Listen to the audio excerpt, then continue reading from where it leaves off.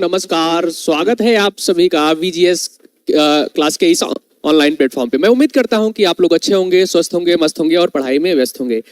जैसा कि मैं आपको बताता चलूं, अभी क्लास जो है ना थोड़ा सा उसमें वॉइस नहीं आ पा रही थी, जिसकी वजह से वो क्लास को एंड करना पड़ा। और वहाँ पे लगभग 2-4-5 मिनट का जो भी क्लास था उसमें कुछ आवाज़ आ ही नहीं पा रही थी और इसी वजह से थोड़ा सा लेट हो गया क्लास। और उसी चीज़ को ठीक करने के बाद अभी मैं आप लोगों के सामने फिर से यहाँ पे लाइव उपस्थित हुआ हूँ। और आज हम लोग देखेंगे यूरोपीय कंपनियों के आगमन के बारे में, यानी किससे जो संबंधित जितने भी क्वेश्चंस होंगे इन सभी क्वेश्चंस को हम लोग आज कंप्लीट करेंगे। बहुत अच्छे तरीके से इसको कंप्लीट किया जाएगा। ओके, चलिए आज की कक्षा को स्टार्ट करते हैं और सभी लोग जुड़ जाइए, सभी लोग जुड़ जाइए। और मुझे उम्मीद है कि अभी आवाज अच्छे से आ रही होगी, अभी आवाज अच्छे से आ रही होगी, किसी प्रकार की कोई दिक्कत नहीं हो रही होगी। ओके, एक बार मुझे बता दीजिए आप लोग, क्या ऑडियो वीडियो क्लियर है? ऑडियो वीडियो क्लियर है? एक बार मुझे बता दीजिए सभी लोग कि ऑडियो वीडियो क्लियर है ना? अभी किसी प्रकार की कोई दिक्कत नहीं हो रही होगी जहां तक मेरा अनुमान है। एक बार आप लोग बता दीजिए मुझे, अगर कमेंट बॉक्स में मैं सुनाई या दिखाई दे रहा हूं तो आप बता दीजिए एक बार। ओके, बाकी आप सभी लोग अपने दोस्त यार मित्र को क्लास को शेयर करते हुए चलिए। Okay, good morning, good morning Kusum ji, good morning. अभी ऑडियो आ रहा है ना? वॉइस सही आ रही है सभी लोगों? एक बार कमेंट करके जरूर बता दीजिएगा। चलिए आज की कक्षा को स्टार्ट करते हैं हम लोग। और आज आप लोगों के सामने आज का जो पहला क्वेश्चन है वो यूरोपीय कंपनियों के आगमन से है। इसमें लगभग 30 क्वेश्चन है। बहुत अच्छे तरीके से मैं आपको यहाँ पे कंप्लीट करूंगा और आपको बहुत मजा आने वाला है और बहुत सारी चीजें आपकी यहाँ पे कंप्लीट हो जाएंगी। तो चलिए आज का पहला क्वेश्चन आप सभी लोगों के सामने, आज का गुड मॉर्निंग, गुड मॉर्निंग, सभी का स्वागत है, सभी का स्वागत है। आज आप लोगों के सामने आज का पहला क्वेश्चन है। यहाँ पे दो सूची दिया गया है, एक में आपका यूरोपीय कंपनियों के आगमन से संबंधित है, दूसरा स्थापना वर्ष से संबंधित है। आपको बताना है इसका राइट आंसर क्या हो जाएगा। आप सभी लोग बताइए किसका राइट आंसर क्या हो जाएगा। पुर्तगाली east India company, British east India company, Dutch east India company और फ्रेंच ईस्ट इंडिया कंपनी के बारे में आप सभी को बताना है। आप सभी को बताना है, आप सभी को बताना है कि इसका राइट आंसर क्या हो जाएगा। देखिए इसको देखने से पहले मैं आपको बताता चलूं, इसको देखने से पहले ओके ओके ओके, बढ़िया, गुड मॉर्निंग, गुड मॉर्निंग, सभी का स्वागत है, सभी का स्वागत है। इसको बताने से पहले मैं आपको बता दूं, जैसे कि पुर्तगाल के बारे में आप लोग जानते होंगे। वास्को डी गामा 1498 में, आपको पता है जमोरिन के बारे में पता होगा, ये सारी चीजें पता है, अभी आगे हम बताएंगे ही। पुर्तगाल हो गया, फिर उसके बाद यहाँ पे अगर हम बात करें ब्रिटिश की अगर हम बात करें, फिर उसके बाद अगर हम बात करें किसका, डच का। डच के बाद हम लोग बात करेंगे डेन का। डेन के बाद हम लोग बात करेंगे किसका, फ्रांस का। ओके, फ्रांसीसी ईस्ट इंडिया कंपनी की बात करेंगे। अगर इसकी हम बात करें, अगर इन सभी की हम बात करें तो ध्यान रखिएगा यहां से पूछा है कि इसका राइट आंसर क्या हो जाएगा। तो पुर्तगाली ईस्ट इंडिया कंपनी 1498 में राइट आंसर है। फिर ब्रिटिश ईस्ट इंडिया कंपनी की बात करें तो 1600 की बात करता है, ये भी सही है। डच ईस्ट इंडिया कंपनी 1602, ये भी सही है। फिर फ्रेंच ईस्ट इंडिया कंपनी की बात करें तो 1664 की बात करता है। इतना ध्यान रखिएगा। अगर यहीं पे आपसे पूछे कि व्यापार के क्रम में, किसके क्रम में, यानी कि व्यापारिक कंपनियों के स्थापना के क्रम में कौन पहले आया था, तो ध्यान दीजिएगा, पहले आप पुर्तगाल लगाएंगे, फिर उसके बाद यहाँ पे ब्रिटेन को लगाएंगे, किसको, ब्रिटेन को लगाएंगे। फिर उसके बाद यहाँ पे डच को लगाएंगे, किसको, डच को लगाएंगे। फिर उसके बाद आप फ्रांस को लगाएंगे, इतना ध्यान दीजिएगा। ओके, उसके बाद फ्रांस को लगाएंगे। ये कब करेगा, इसकी बात करता है व्यापारिक कंपनियों की स्थापना पे। क्या, व्यापारिक कंपनियां, स्थापना वर्ष की बात करता है। ओके, स्थापना वर्ष के संबंध में, यानी कि पहले कौन आया था, बाद में कौन आया था, उसकी बात है। अगर भारत में आने का क्रम बात करें, क्या, भारत में आने का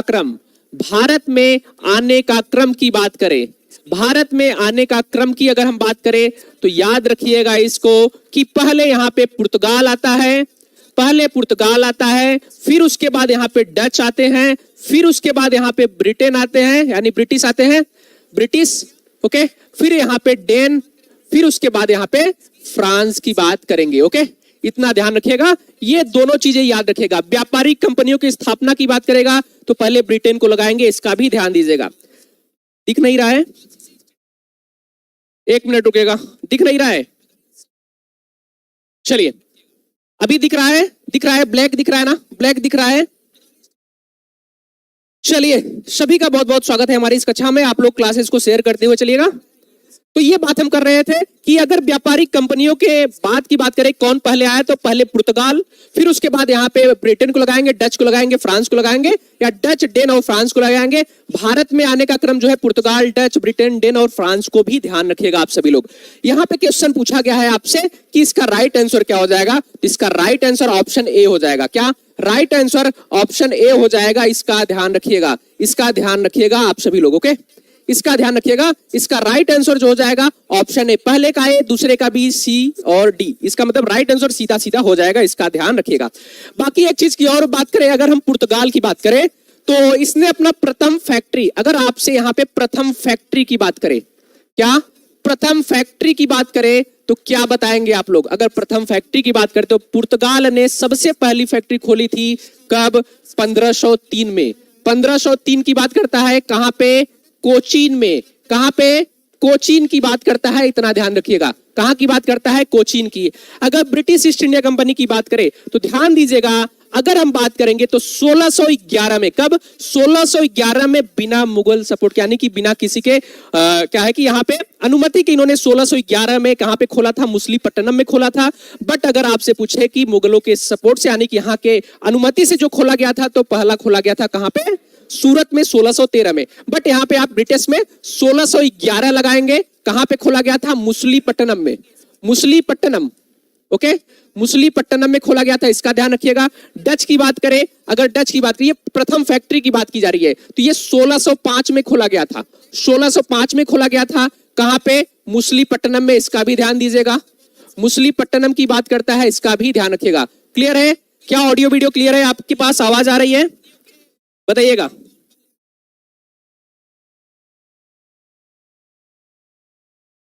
hello, clear? Okay okay, green नहीं करेंगे, नहीं करेंगे, ओके ओके, ग्रीन नहीं करेंगे।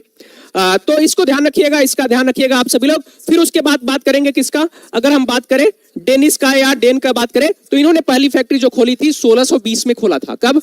ट्रावरकोर में खोला था। ओके, ट्रावरकोर में खोला था, इसका भी ध्यान दीजिएगा। फिर बात करें अगर फ्रांस की, तो इन्होंने क्या नाम है कि 1668 में कहां पे खोला था? तो ये खोला था सूरत में। ओके, सूरत में खोला था, इसका भी ध्यान रखिएगा। ये आपसे पूछा जा सकता है कि प्रथम फैक्ट्री किसने कहां पे खोली थी। पुर्तगाल का ध्यान रखिएगा, कोचीन की बात करता है। British 1611 Masulipatnam, Dutch 1605 Masulipatnam, Dane 1620 ट्रावरकोर में, फ्रांस 1668 की बात करता है, इसका भी ध्यान दीजिएगा। क्या नाम है? सूरत की बात करता है। इसका राइट आंसर ऑप्शन ए हो जाएगा, इसका ध्यान रखिएगा। इसको भी ध्यान रखिएगा, ये भी ध्यान दीजिएगा। चलिए बढ़ते हैं अगले क्वेश्चन की तरफ, यानी कि क्वेश्चन नंबर दूसरे की तरफ बढ़ते हैं। यहां पे पूछा है कि वह पुर्तगाली कौन था? वह पुर्तगाली कौन था जिसने गोवा पर अधिकार किया था? जिसने गोवा पर अधिकार किया था, आपको बताना है कि गोवा पे अधिकार किसने किया था।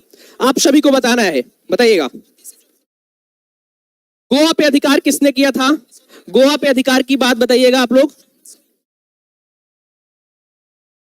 ओके ओके, ठीक है शशि जी, बताइएगा। Francis de Almeida, Alfonso de Albuquerque, Vasco da Gama, Roberto de Nobili के बारे में आपको बताना है। देखिए, अगर हम बात करें गोवा की, तो आपको पता होना चाहिए कि 1510 की बात करता है। कब? 1510 की बात करता है। 1510 की बात करता है।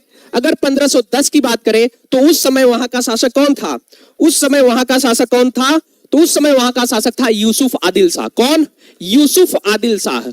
यूसुफ आदिल शाह के बारे में ध्यान रखिएगा। यूसुफ आदिल शाह, यूसुफ आदिल शाह की बात करें, उस समय वहां का शासक था। और उस समय पुर्तगाल का जो गवर्नर था उस समय कौन था? तो उस समय था अल्फांसो डी अल्बुकर्क। कौन था? इसका राइट आंसर ऑप्शन बी हो जाएगा। तो ये जो गवर्नर था अल्फांसो डी अल्बुकर्क, इसने यूसुफ आदिल शाह से गोवा जीता था। क्या? इससे गोवा को जीत लिया था, इतना ध्यान दीजिएगा। गोवा को जीत लिया था इसने। किसने? क्या नाम है उसका? अल्बुकर्क ने। अल्बुकर्क को पुर्तगाली क्या है कि सत्ता का वास्तविक संस्थापक भी कहा जाता है। ये वास्तविक संस्थापक भी कहा जाता है। ओके, इसको वास्तविक संस्थापक भी कहा जाता है, इतना ध्यान रखिएगा। दूसरी चीज अगर हम बात करें तो पहला अगर आपसे गवर्नर पूछे तो याद रखेगा फ्रांसीसी डी अल्मेडा जो है ना, पहले गवर्नर जनरल थे किसके? पुर्तगालियों की बात करता है। अल्फांसो डी अल्बुकर्क जो है ना, ये आते हैं कब? तो आते हैं ये क्या नाम है आपके 1509 में, इतना ध्यान रखिएगा। इस समय जब गोवा में इन्होंने अधिकार किया था तो उस समय वहां का शासक यूसुफ आदिल शाह था, इसका भी ध्यान रखिएगा। इसके बाद लगभग गोवा जो है ना 1961 तक पुर्तगालियों को कब्जे में था, उसके बाद ये भारत का हिस्सा बन गया था। ओके, भारत का हिस्सा 1961 में बना था, इतना भी ध्यान रखिएगा। 1961 तक 1510 से लेकर 1961 तक ये पुर्तगालियों के कब्जे में था, इतना जरूर ध्यान रखिएगा। ओके, क्लियर है? हाँ क्लियर है। हाँ 1510 इतना ध्यान रखिएगा, और इसके नाम को, यूसुफ आदिल शाह के नाम को जरूर ध्यान रखिएगा। ओके, चलिए क्वेश्चन नंबर बढ़ते हैं तीसरे की तरफ। आज का तीसरा क्वेश्चन जो है, भारत में ईस्ट इंडिया कंपनी का पहला गवर्नर। ध्यान दीजिएगा, क्वेश्चन को अच्छे से पढ़िएगा, क्योंकि अगर आप अच्छे से नहीं पढ़ेंगे तो जाहिर सी बात है ये क्वेश्चन गलत होने वाला है। पहला गवर्नर जनरल कौन था ईस्ट इंडिया कंपनी का? पहला गवर्नर जनरल कौन था ईस्ट इंडिया कंपनी का, बताइएगा। यहां पे दिया है Robert Clive, sir John Shore, Warren Hasting, lord Marquess of Hastings के बारे में आपको बताना है। पहला गवर्नर जनरल कौन था, आप सभी को बताना है, बताइएगा। बताइएगा क्वेश्चन नंबर बताइएगा, सभी लोग बताएंगे। क्वेश्चन नंबर तीसरे के बारे में बताइएगा। देखिए, अगर आपसे यहां पे दो तीन चीजें गवर्नर को लेकर पूछ सकता है। एक तो आपसे पूछेगा कि बंगाल का गवर्नर कौन था, क्या बंगाल का पहला गवर्नर, बंगाल का पहला गवर्नर आपसे पूछ सकता है। फिर पूछ सकता है आपका बंगाल का पहला गवर्नर जनरल, बंगाल का पहला गवर्नर जनरल, ये देखिए एक क्वेश्चन पूछा जा सकता है, वो पूछने का तरीका अलग अलग हो सकता है। फिर यहां पे पूछेगा भारत का पहला गवर्नर जनरल, भारत का पहला गवर्नर जनरल। ओके, इतना भी ध्यान रखिएगा इसको। फिर पूछेगा आपसे भारत का पहला वायसराय, भारत का पहला वायसराय की बात करेगा। तो ध्यान दीजिएगा सभी लोग, ध्यान दीजिएगा, ये इतने क्वेश्चन आपके गवर्नर जनरल से प्रथम के बारे में पूछ सकता है।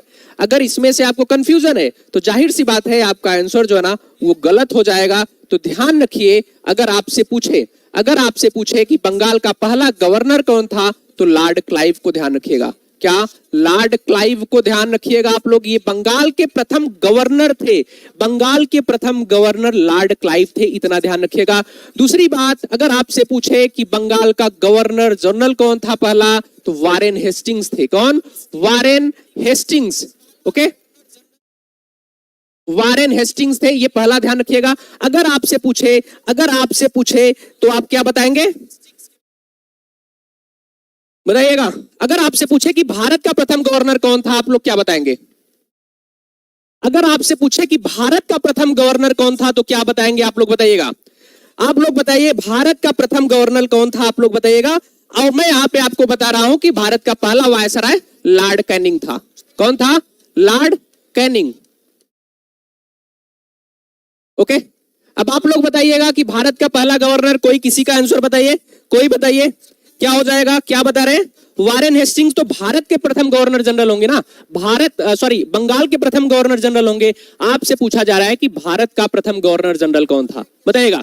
लॉर्ड विलियम बेंटिक के बारे में आप लोग जानते होंगे शायद, लॉर्ड विलियम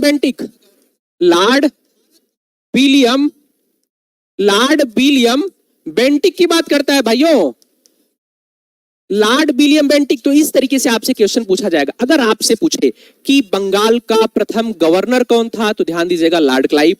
अगर आपसे पूछे कि बंगाल का प्रथम गवर्नर जनरल कौन था, तो वारेन हेस्टिंग। अगर आपसे पूछे कि भारत का प्रथम गवर्नर जनरल कौन था, तो ध्यान रखिएगा लॉर्ड विलियम बेंटिक। अगर आपसे पूछे कि भारत का प्रथम वायसराय कौन था, तो लॉर्ड कैनिंग। ये चारों चीजों को जरूर ध्यान रख लीजिएगा, यहां से क्वेश्चन बनते हैं और यहां पे आप कंफ्यूज हो जाएंगे। और इसका क्वेश्चन जो इसका राइट आंसर हो जाएगा वो ऑप्शन सी हो जाएगा, वारेन हेस्टिंग्स की बात करता है। क्लियर? क्लियर है?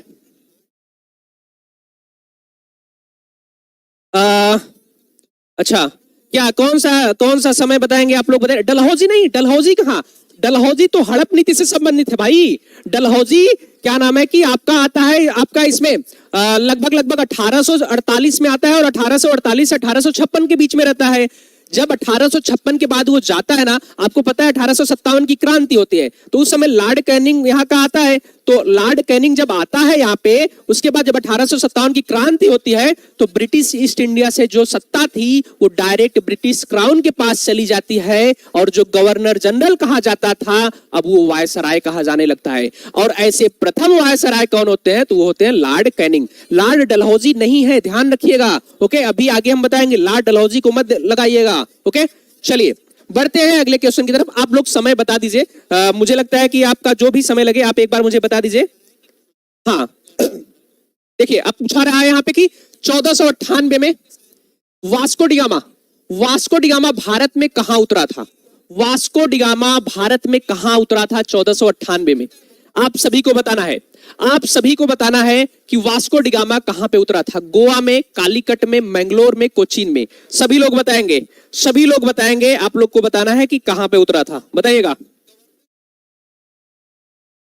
बताइएगा सभी लोग कि ये कहां पे उतरा था। क्वेश्चन नंबर चौथा, लॉर्ड विलियम बेंटिक, बढ़िया, चलिए बताइएगा सभी लोग। चौथे नंबर को बताइए, चौथा नंबर। हाँ, बहुत बढ़िया। देखिए बात करते हैं मई 1498 में। कब? मई 1498 की बात करता है। और यहां पे एक स्थान है, कहां का स्थान है? कालीकट। कालीकट, और कालीकट की अगर हम बात करें तो ये कहां पे है? केरल में है। कालीकट की बात करें तो ये कहां पे है? केरल में है। इसका ध्यान दीजिएगा। इस समय इस पे जो शासन था, इस समय जो इसमें शासन था, तो हिंदू शासक जमोरीन था। कौन था? शासक जमोरीन था, याद रखिएगा, जमोरीन। ओके, जमोरीन था, जिसने क्या किया था? जिसने क्या किया था? स्वागत किया था, स्वागत किया। किसका स्वागत किया? तो वास्को डिगामा का इन्होंने स्वागत किया था। जमोरीन था, हिंदू शासक था। कालीकट में इन्होंने पहले मई 1498 में उतरे थे। कालीकट जो कि केरल में है, पश्चिमी तट भारत का, आप लोग जानते ही होंगे। और अगर हम बात करें एक व्यक्ति के नाम को याद रखिएगा। एक व्यक्ति था अब्दुल मजीद। क्या? अब्दुल मजीद। अब्दुल मजीद कौन था? तो अब्दुल जो मजीद हैं ये पथ प्रदर्शक थे। क्या? गुजराती पथ प्रदर्शक, गुजराती पथ प्रदर्शक। क्या होता है कि जब ये पुर्तगाल से भाई साहब ये निकलते हैं वास्को डिगामा, तो अफ्रीका का जो क्या नाम है उनका, क्या नाम था उसका? केप कमोरिन करके ना था कुछ, जो अफ्रीका का जो दक्षिणतम बिंदु था, वहां पे ये पहुंचते हैं तो वहां पे दिक्कत होने लगती है। तो यहाँ पे एक व्यक्ति मिलते हैं जिनका नाम है अब्दुल मजीद। अब्दुल मजीद से बोलते हैं कि भाई कहां पे जाएंगे? अब्दुल मजीद पूछते हैं भाई कहां पे जाओगे आप? तो ये बोलते हैं कि मुझे भारत जाना है। तो ये तब बोलते हैं कि चलिए हम भी चल रहे हैं, आपको लिए चलते हैं। तो अब्दुल मजीद जो थे ना, ये पथ प्रदर्शक थे, ध्यान दीजिएगा। और 1498 में कालीकट पहुंचता है। कौन? वास्को डिगामा की बात करता है। ऑप्शन बी इसका राइट आंसर हो जाएगा, इतना जरूर ध्यान दीजिएगा। स्वागत इसका जमोरीन ने किया था, इसका भी ध्यान दीजिएगा। क्लियर? जमोरीन ने किया था, हाँ जमोरीन ने इसका स्वागत किया था, इतना भी ध्यान रखिएगा। ये सारी चीजें रही अब आपकी इसके बारे में। मुझे उम्मीद है कि आपको अच्छे से समझ में आ गया होगा। ओके, चलिए बढ़ते हैं क्वेश्चन नंबर नेक्स्ट की तरफ। अब ये पूछ रहा है, ब्रिटिशों ने भारत में सूरत में अपनी पहली फैक्ट्री स्थापित करने की अनुमति निम्नलिखित में से किससे प्राप्त किया था?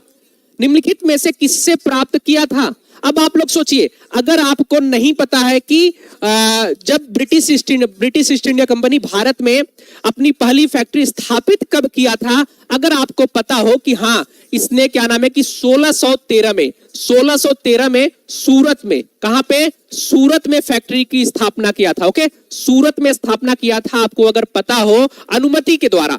इससे पहले अगर हम बात करें तो 1611 में बिना अनुमति के इसने मुसलीपट्टनम में अपनी पहली फैक्ट्री लगा दिया था, इसका भी ध्यान रखिएगा। सूरत की बात करता है तो मुझे उम्मीद है कि आपको पता होगा कि 1613 में मुगल बादशाह कौन था। क्या आप सभी को पता है मुगल बादशाह कौन था उस समय? मुगल बादशाह कौन था उस समय? हाँ, बहुत बढ़िया। 1613 मुगल बादशाह कौन था? जहांगीर था। कौन था? जहांगीर था। इतना ध्यान रखिएगा, मैं आपको पूरा बता दूंगा कि डेट वाइज आपको हर चीज पता रहेगा। जब भी उस डेट के अंदर चीजें आएंगी तो आपको क्लियर रहेगा कि कौन वहां पे राजा होंगे। यहां पे आपका कंफ्यूजन नहीं होना चाहिए। क्यों नहीं होना चाहिए? क्योंकि आपको पता होना चाहिए कि 1605 में क्या है कि अकबर की मृत्यु हो जाती है। तो अकबर कौन था? तो अकबर जहांगीर के पिताजी थे। तो अकबर के बाद जहांगीर आएंगे, जहांगीर के बाद शाहजहां आएंगे, शाहजहां के बाद औरंगजेब आएंगे। इतना जरूर ध्यान रखिएगा। पहले बाबर, हुमायूं, हुमायूं के बाद अकबर, अकबर के बाद जहांगीर, जहांगीर के बाद शाहजहां, शाहजहां के बाद औरंगजेब। ओके, बाकी आगे अभी हम बहुत सारे जो 1707 के बाद की चीजों को देखेंगे, बट इतना ध्यान रखिएगा जो पहली फैक्ट्री थी 1611 में, ये बिना अनुमति था। इतना भी ध्यान रखिएगा। ओके, बिना अनुमति के, बिना अनुमति के। ओके, जो अनुमति से क्या है कि फैक्ट्री खोली गई थी वो 1613 में सूरत में खोली गई थी। ये भी ध्यान रखिएगा। इसका राइट आंसर जहांगीर हो जाएगा। चलिए बढ़ते हैं क्वेश्चन के अगले, यानी कि अगले क्वेश्चन की तरफ। क्वेश्चन नंबर 6वां, पुर्तगाली जो व्यापारिक कंपनी थी कि भारत आगमन का सर्वप्रमुख उद्देश्य क्या था? सर्वप्रमुख उद्देश्य की बात की जा रही है, ध्यान दीजिएगा। सर्वप्रमुख उद्देश्य, हाँ, 1613 की बात करता है, सूरत की बात करता है। आपको यहां पे बताना है सर्वप्रमुख उद्देश्य की बात के बताना है। पहला, काली मिर्च और अन्य मसालों के व्यापार पर एकाधिकार प्राप्त करना। दूसरा, धर्मांतरण करना। तीसरा, राज्य स्थापित करना। आपको बताना है इनका सर्वप्रमुख पूछा है। यहां पे इस शब्द को जरूर देखिएगा, सर्वप्रमुख उद्देश्य को देखिएगा जरूर। देखिए, आपको पता होना चाहिए कि जो यूरोप हमारा है, जो यूरोप कॉन्टिनेंट है, वो एक तरह से बोल सकते हैं कि उपोष्ण कटिबंध, यानी कि टेम्परेट रीजन में स्थित है। क्या? टेम्परेट रीजन में स्थित है। तो अगर हम उसकी बात करें तो वहां पे थोड़ा सा गर्मी का, यानी कि ठंडा रहता है, ठंडा प्रदेश है, आपको पता ही है। तो वहां पे आपको क्या है कि अपने शरीर को ऊर्जा बनाए रखने के लिए आपको मांस वगैरह वहां पे ज्यादा लोग यूज करते हैं। और मांस में क्या ना है, मांस में क्या बता रहे हैं? हाँ, बढ़िया, ये सभी लोगों का सही है। मांस को काफी समय तक चलाने के लिए उसमें अगर मिर्च वगैरह, काली मिर्च वगैरह का डाल दिया जाए, मसाले अगर उसमें डाल दिए जाएंगे ना, तो बहुत अच्छा हो जाता था, काफी समय तक चलता था। उसका बहुत ज्यादा मांग था यूरोप में, जिसकी वजह से लोग पूर्व की तरफ व्यापार करने के लिए अग्रसित हुए थे। और इसी वजह से, और दूसरी चीज, यहां से जाके वहां पे लगभग 100 गुना के लगभग आसपास ये लोग क्या नाम है कि प्रॉफिट कमाते थे। यहाँ पे 100 लगाते थे तो लगता है कि 1000 रुपए, 10,000 रुपए, 50,000 रुपए कमाते थे। इस तरीके से यहाँ पे चीजें थी। यहाँ नहीं कि व्यापार में फायदा तो था ही, बाकी उनकी जरूरतें भी थी। और व्यापार में फायदा के लिए इनका जो सबसे प्रमुख चीजें था वो था काली मिर्च और अन्य मसाले। यानी कि सबसे पहला इनका जो कार्य था वो उनका उद्देश्य था काली मिर्च और अन्य मसालों के व्यापार पर एकाधिकार प्राप्त करना। सबसे पहले, यानी कि पहले आओ पहले पाओ वाली जो स्थिति थी, यहाँ पे इन्होंने लगभग 100 वर्षों तक एकाधिकार स्थापित किया था। उसके बाद यहाँ पे जो लोग आए वो तो बात की बात है, बट उसके पहले कौन यहाँ पे स्थापित किया था? तो वो स्थापित किया था पुर्तगालियों ने। इतना ध्यान दीजिएगा। कब से? 1498 से। ओके, 1498 से इन्होंने, अब सोचिए इसके बाद डायरेक्ट 1600 में इस ब्रिटिश ईस्ट इंडिया कंपनी की स्थापना होती है। यानी कि सीधे 100 साल, 102 साल की बात करता है। तो ये इनका प्रमुख था। उसके बाद इन्होंने, इनका जो पतन का कारण था तो उसमें धर्मांतरण करना, राज्य स्थापित करना, ये सारी चीजें आगे हो जाती है। बट जो प्रमुख कार्य था वो ऑप्शन ए इसका राइट आंसर है। चलिए बढ़ते हैं क्वेश्चन नंबर अगले की तरफ। 17 मई 1498 की बात करता है। 17 मई 1498 की बात करता है। वास्को डिगामा कालीकट में उतरा तो किसने उसका स्वागत किया? अब देखिए, ये क्वेश्चन आपके लिए आसान सा हो गया, हल हुआ क्वेश्चन है। इसमें किसी भी प्रकार का कोई दिक्कत नहीं होना चाहिए। कालीकट के राजा जमोरिन ने, कन्नानूर के कोलाथिरी ने, कोचीन के नायर ने, त्रावणकोर के तिरुवेदी ने। इसमें हम समय नहीं लेंगे, मैं आपको बता दूं, इसमें मैं समय नहीं लूंगा क्योंकि आप सभी को पता होगा, क्योंकि पहले अभी मैंने बता दिया है, इसके पहले आपको बता दिया था क्या होगा। ओके, और मैं आपसे कहूंगा कि अगर आप लोग हमारे साथ पहली बार जुड़ रहे हैं तो हमारी क्लासेस जो है ना वो सुबह 10:05 पे स्टार्ट होती है। तो आप सभी लोग जरूर क्या है कि एकदम सुबह मॉर्निंग में क्या है कि खाना पीना खा के थोड़ा बहुत नाश्ता करके जुड़ जाया करिए, और अपने दोस्त यार मित्र को भी शेयर करिए। अगर आप हमारे साथ पहली बार जुड़ रहे हैं तो चैनल को सब्सक्राइब जरूर कर लीजिएगा। आप लोग इसका आंसर बताइएगा। बताइए क्वेश्चन नंबर, बताइएगा। हाँ, जमोरिन ने। तो इसमें किसी भी प्रकार की दिक्कत नहीं होनी चाहिए, क्योंकि अभी जस्ट पीछे मैंने आपको बता दिया था, अब्दुल मजीद के बारे में बता दिया था, आपको 1498 के बारे में बता दिया था, कालीकट के बारे में बता दिया गया था। आपको शायद पता हो कि ये भारत का जो पश्चिमी वाला, जो दक्षिण वाला हिस्सा है, और ये नीचे जो है ये आपका हिस्सा क्या है? केरल की बात करता है, और यहीं पे है क्या है? कालीकट की बात करता है। ओके, इतना ध्यान रखिएगा। ये आपका भारत का जो दक्षिण वाला आपका हिस्सा है, इसका ध्यान रखिएगा। चलिए बढ़ते हैं अगले क्वेश्चन की तरफ। यहां पे पूछा कि 1717 1717 की बात करता है, यानी कि 1717 का नाम आते ही आपको ध्यान आना चाहिए कि ये जो है ना अंग्रेजों के लिए एक इंपॉर्टेंट बोल सकते हैं फरमान था। यहां पे पूछा है कि निम्नलिखित में से किस मुगल सम्राट ने अंग्रेजों की ईस्ट इंडिया कंपनी को भारत में व्यापार पर विशेषाधिकार प्रदान कर दिया था, यानी कि फरमान जारी कर दिया था। इसकी कहानी मैं आपको बताता हूं अभी, पहले आप इसका आंसर बताइएगा। Good morning Sandhya ji, good morning. पहले आप लोग इसका आंसर बताइएगा, तो मैं आपको इसका कहानी बता रहा हूं। बताइएगा। क्वेश्चन नंबर आपका है 8वें नंबर का क्वेश्चन है। आप लोग बताइएगा कि इसका राइट आंसर क्या हो जाएगा। देखिए, एक व्यक्ति होते हैं जॉन सुरमन। क्या? एक व्यक्ति होते हैं जॉन सुरमन। ये कौन होते हैं? ये अंग्रेजी व्यक्ति होते हैं। इनके नेतृत्व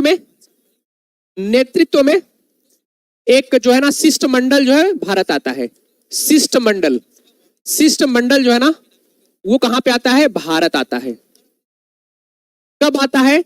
तो ये आता है आपका 1715 में। कब आता है? 1715 की बात करता है। 1715 में जॉन सुरमन के नेतृत्व में ये कहां पे आते हैं? भारत आते हैं। शिष्टमंडल एक भारत आता है, जिसमें एक व्यक्ति थे जिसका नाम था आपका हैमिल्टन। क्या? हैमिल्टन नामक एक सर्जन भी था। क्या था? एक सर्जन भी था। इतना भी ध्यान रखिएगा। ये एक व्यक्ति इस जो क्या है कि शिष्टमंडल था उसमें एक जो सर्जन था उसका नाम था हैमिल्टन। इसका भी ध्यान रखिएगा।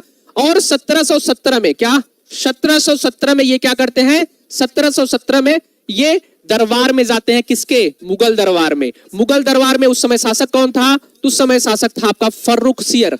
कौन था? फर्रुख सियर उस समय था शासक था। फर्रुख सियर के दरबार में जाते हैं। कहां पे? फर्रुख सियर के दरबार में जाते हैं।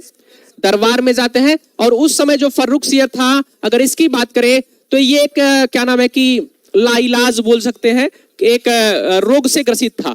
ये रोग से ग्रसित था उस समय। ओके।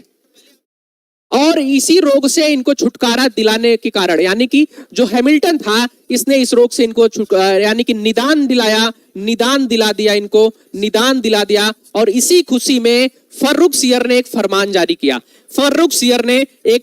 जारी किया जिनका नाम था शाही फरमान। क्या? शाही फरमान एक जारी किया। शाही फरमान क्या था? शाही फरमान की अगर हम बात करें तो इन्होंने बताया कि 3000 रुपए में पूरे भारत में ये व्यापार कर सकते हैं बिना किसी अन्य चुंगी के ये भारत में व्यापार कर सकते हैं। इतना ध्यान दीजिएगा। खासकर बंगाल की बात किया था, सूरत की बात किया था। और ये वार्षिक कर था 3000 के बदले इन्होंने बोला था। ये खुश होकर दिया था। इसी को अंग्रेजों का जो है ना मैग्ना कार्टा भी कहा जाता है। ओके, इसी को मैग्ना कार्टा भी कहा जाता है। उपहार के लिए, उपचार के लिए इनको दिया था। याद रखिएगा, इसी को ना मैग्ना कार्टा भी कहा जाता है। इतना ध्यान दीजिएगा। ओके, ईस्ट इंडिया कंपनी का मैग्ना कार्टा इसी को कहा जाता है, शाही फरमान को। ईस्ट इंडिया कंपनी का मैग्ना कार्टा बोल सकते हैं, इसको मैग्ना कार्टा कहा जाता है। ओके, मैग्ना कार्टा भी कहा जाता है। ओके, इतना ध्यान रखिएगा। और इसमें क्या है कि मुद्रालय जो था ना उसकी भी स्थापना की बात की गई थी, यानी कि ये अपनी मुद्रा को ढाल के चला सकते थे। ये सारी चीजें भी की गई थी। आपको जो मेन कारण याद रखना है, 1717 में जो शासक था वो फर्रुख सियर था, मुगल बादशाह। और 1715 में जॉन सुरमन के बारे में याद रखिएगा। और एक शिष्टमंडल, अगर आपसे पूछे कि शिष्टमंडल कब आया था तो 1715 में आया था भारत।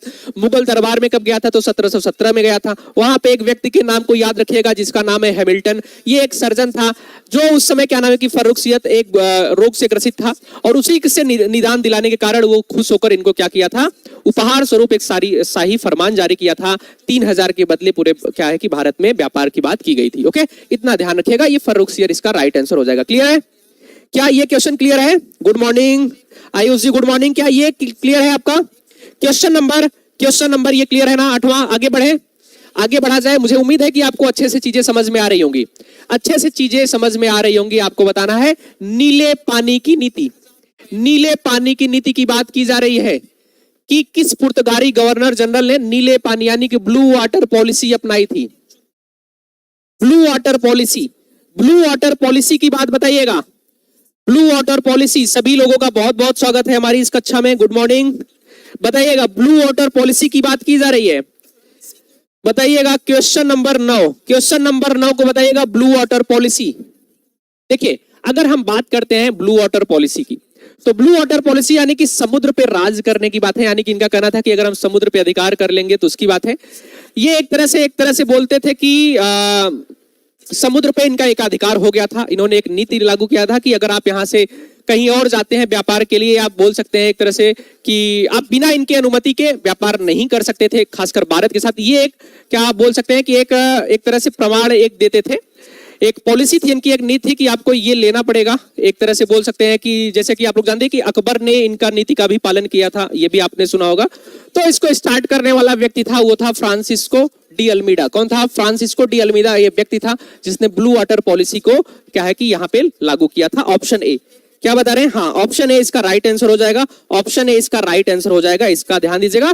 फ्रांसिस्को डी अल्मीडा की बात करता है, ये सबसे पहला गवर्नर जनरल था, इसका भी ध्यान दीजिएगा। पुर्तगाल का सबसे पहला गवर्नर जनरल था। अगर आपसे पूछे कि पुर्तगाल का वास्तविक संस्थापक किसे माना जाता है, तो अल्बुकर्क को वास्तविक संस्थापक माना जाता है। अल्बुकर्क को, इसका भी ध्यान रखिएगा, अल्बुकर्क को वास्तविक संस्थापक माना जाता है, ये ध्यान रखिएगा। बाकी अल्मीडा जो है प्रथम गवर्नर थे, इसका ध्यान रखिएगा।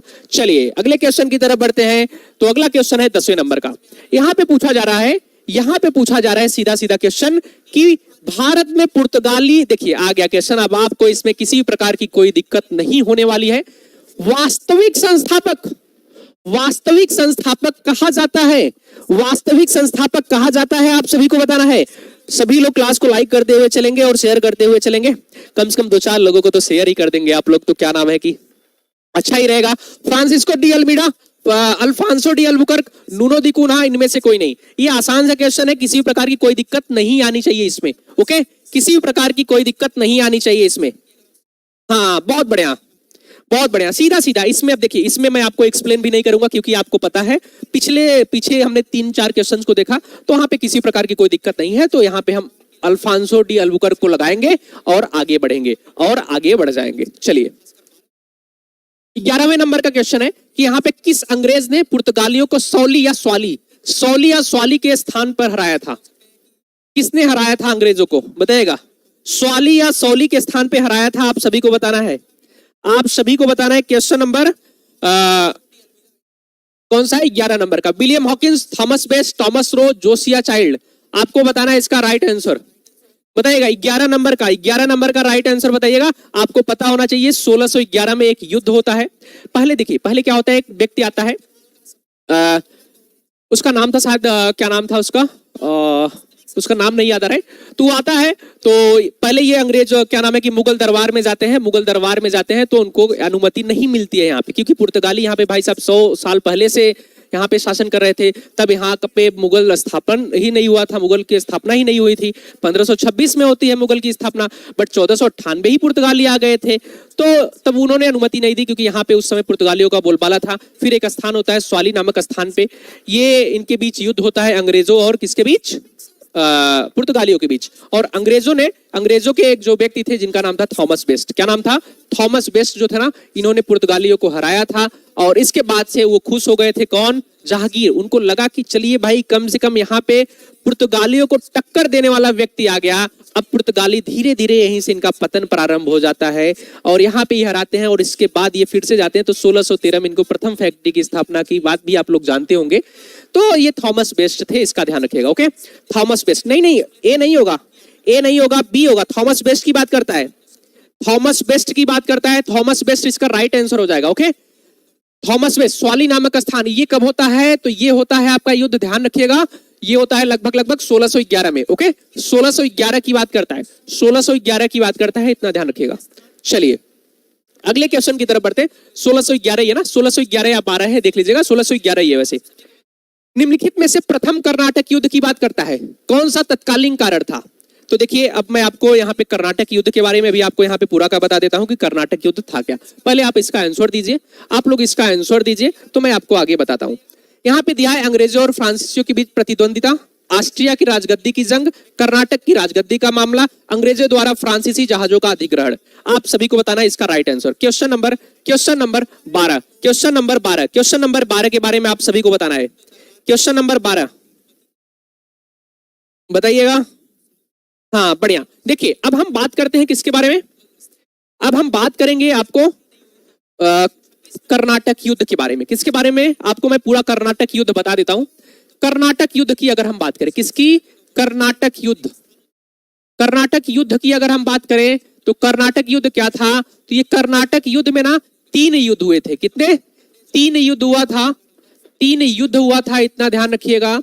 और ये किसके बीच हुआ था? तो ये हुआ था अंग्रेजों और फ्रांसीसियों के बीच। अंग्रेजों और फ्रांसीसियों के बीच। और फ्रांसीसियों के बीच। ओके, फ्रांसीसियों फ्रांसीसियों के बीच हुआ था, ये भी ध्यान रखिएगा। अगर हम बात करें प्रथम कर्नाटक युद्ध की, क्या प्रथम कर्नाटक युद्ध की बात करें? प्रथम कर्नाटक युद्ध, प्रथम कर्नाटक युद्ध, फिर उसके बाद आ जाएगा आपका द्वितीय कर्नाटक युद्ध। द्वितीय कर्नाटक युद्ध, द्वितीय कर्नाटक युद्ध की बात करते हैं। फिर आ जाएगा आपका तृतीय कर्नाटक युद्ध। ओके, तृतीय कर्नाटक युद्ध। अगर प्रथम, द्वितीय और तृतीय कर्नाटक युद्ध की हम बात करें, ओके, याद रखिएगा। ये जरूरी भी है क्योंकि आपसे कहां पे क्वेश्चन पूछेगा आपको खुद नहीं पता होगा। प्रथम कर्नाटक युद्ध की अगर हम बात करेंगे तो इसकी शुरुआत कब हुई थी? क्या किसी को पता है कि प्रथम कर्नाटक युद्ध कब हुआ था? 12 नंबर का डी में, 12 नंबर डी। हाँ बताते हैं अभी आपको। 12 नंबर डी बता रहे हैं आप लोग, कहां पे है?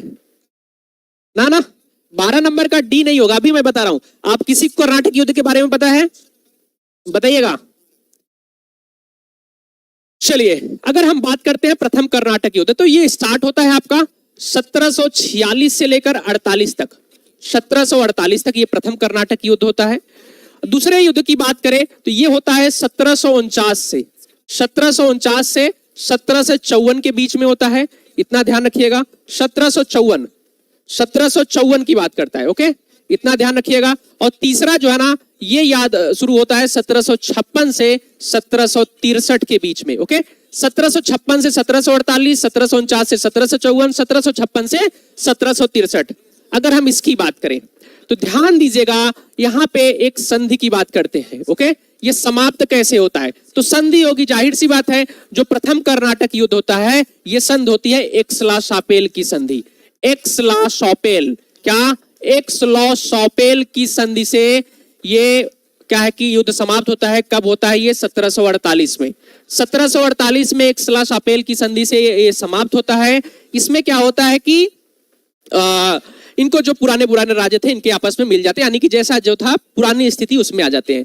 फिर उसके बाद आता है पुडुचेरी का, पुडुचेरी, पुडुचेरी की संधि। पुडुचेरी की संधि होती है कब?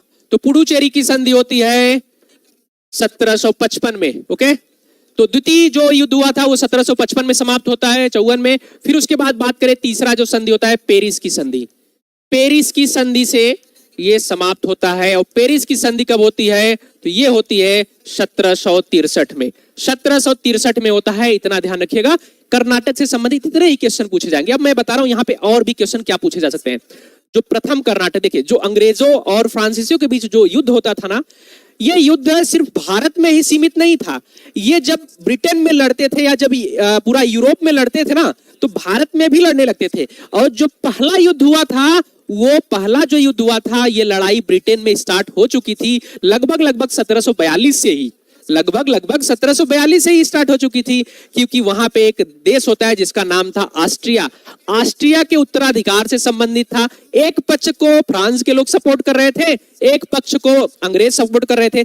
वहां पे लड़ाई स्टार्ट होती है तो भारत में भी लड़ाई स्टार्ट हो जाती है। ऐसी स्थिति थी, क्योंकि आपको पता होना चाहिए कि भारत में जो कंपनी थी फ्रांसीसी, वो कैसी कंपनी थी? तो सरकारी कंपनी थी, इसका भी ध्यान रखिएगा।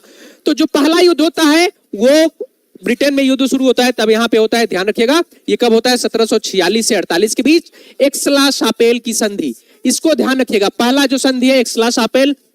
द्वितीय का एक ऐसा युद्ध था, द्वितीय कर्नाटक युद्ध, जो सिर्फ भारत में और भारत के कारण ही लड़ा गया था। भारत में और भारत के कारण लड़ा गया था। आपको मद्रास के बारे में बताएंगे, अच्छे से बताएंगे आगे, अभी चंदा साहब वगैरह के बारे में, तो आपको समझ में आएगा जब उन चीजों को, टॉपिक को पढ़ेंगे तब। तो अगर आपसे कभी पूछे कि ऐसा युद्ध का नाम बताइए जो सिर्फ विदेशों में नहीं लड़ा गया, जो सिर्फ भारत के कारण हुआ था, तो ये हुआ था द्वितीय कर्नाटक युद्ध 1749 से 1754 के बीच में। और पुडुचेरी की संधि 1755 में होती है। यहीं पे एक युद्ध होता है अंबर का युद्ध, अभी आगे हम बताएंगे। अंबर का युद्ध भी होता है 1749 में। ओके, फिर तीसरा जो था तो ब्रिटेन में एक युद्ध शुरू होता है जिसका नाम था सप्तवर्षीय युद्ध। सप्तवर्षीय युद्ध के नाम के बारे में आप लोग सुने होंगे। वो स्टार्ट होता है 1756 से 63, यानी कि 7 वर्षों तक चला था। 7 वर्षों तक चला था। तो वहां पे युद्ध होता है तो भारत में भी स्टार्ट हो जाता है। तो भारत में अब इस समय अब फ्रांस क्या हो जाएगा, अब यहीं से विदाई ले लेगा। 1760 में एक युद्ध होता है वांडीवास। वांडीवास के युद्ध में 1760 में फ्रांस का यहाँ पे समाप्त हो जाता है भारत में। और 1763 में पेरिस की संधि से जो तीसरा कर्नाटक युद्ध था बोल सकते हैं, तो वहां पे ये क्या नाम है कि युद्ध समाप्त हो जाता है। और ये कर्नाटक में के स्थान पे ही भारत और अंग्रेजों के बीच लड़े जा रहे थे खासकर, तो जिसकी वजह से इसको कर्नाटक युद्ध का नाम दे दिया गया। याद रखिएगा, अन्य जगहों पे जो लड़ाई हुआ था वो पहला और तीसरे के बारे में हुआ था। जब यूरोप में लड़ाई हुई तो भारत में हुआ, बट जो द्वितीय कर्नाटक युद्ध था ये भारत के कारण ही, भारत में उत्तराधिकार को लेकर हुआ था। ओके, अलग अलग लोगों को सपोर्ट करने के कारण हुआ था। उस समय डुप्ले के बारे में आप लोग जानते होंगे। ओके, तो ये सारी चीजों को ध्यान रखिएगा। पहला, दूसरा, तीसरा, एक्सला-शापेल, पुडुचेरी और उसके बाद पेरिस की संधि, ध्यान रखिएगा। क्लियर है? क्लियर है? क्या ये पॉइंट क्लियर है सभी को? क्या ये पॉइंट क्लियर है? समझ में आ गया इसका? Good morning. क्या ये समझ में आ गया आपको? पूरा का पूरा समझ में आ गया कर्नाटक युद्ध? अब आपको दिक्कत नहीं होनी चाहिए कर्नाटक के युद्ध में। मुझे उम्मीद है कि अच्छे से समझ में आ गया होगा। ओके, क्लियर है? क्लियर है? क्या ये पॉइंट क्लियर है? क्या ये पॉइंट क्लियर है ना सभी को? किसी भी प्रकार की कोई दिक्कत? क्लियर ना? चलिए, अब कर्नाटक युद्ध में आपकी कभी गलती होगी ही नहीं। कर्नाटक युद्ध में आप पढ़ाई करेंगे तो इससे ज्यादा नहीं पढ़ेंगे, डायरेक्ट यही, इससे ज्यादा आपका क्वेश्चन कर्नाटक युद्ध से पूछेगा ही नहीं, ये ध्यान दीजिएगा। चलिए, अब हम देख लेते हैं क्वेश्चन के बारे में। अब देखिए, अब आप क्वेश्चन को कैसे करने में सफल होंगे। ये पूछा है कि प्रथम कर्नाटक युद्ध का कौन सा तत्कालिक कारण था। प्रथम कर्नाटक युद्ध है। अब बताइए इसका राइट आंसर बताइए आप लोग। अब आप लोग बताइए। अब ओके, बता दे रहा हूं आयुष जी, एक बार अब आप मुझे ये बताइए, अब इसका राइट आंसर क्या हो जाना चाहिए। अब इसका राइट आंसर बताइएगा। मुझे उम्मीद है कि आप लोग अब इसको अच्छे से टैकल कर पाएंगे इस क्वेश्चन को। ये मैं बताऊं आपको एक अच्छी चीज बताऊं, ये जो क्वेश्चन कर रहे हैं आप लोग, ये यूपी पीसीएस वगैरह में क्वेश्चन पूछे गए हैं। यूपी पीसीएस तक ये क्वेश्चन पूछे गए हैं, यानी कि यूपी पीसीएस से लेकर नीचे जितने भी एग्जाम होते हैं सभी में ये क्वेश्चन पूछे गए और ये गलत होते हैं बहुत ज्यादा। इसका आंसर बताइएगा आप लोग। आप लोग इसका आंसर बताइए एक बार, तो मैं फिर से एक बार रिवाइज कर देता हूं, बट एक बार आंसर बता दीजिए इसका। इसका आंसर, कंफ्यूज हो रहे हैं आप लोग कंफ्यूज हो रहे हैं। प्रथम कर्नाटक पूछा है भाई साहब, फिर से सुनिए आप लोग, फिर से सुन लीजिए। देखिए, मैंने बात किया कि भारत में अंग्रेजों और फ्रांसीसियों के जो बीच युद्ध होता है उसी को कर्नाटक युद्ध के नाम से जाना जाता है। ये 3 युद्ध होता है। और ये युद्ध कैसे होता है? प्रथम कर्नाटक युद्ध, द्वितीय कर्नाटक युद्ध और तृतीय कर्नाटक युद्ध।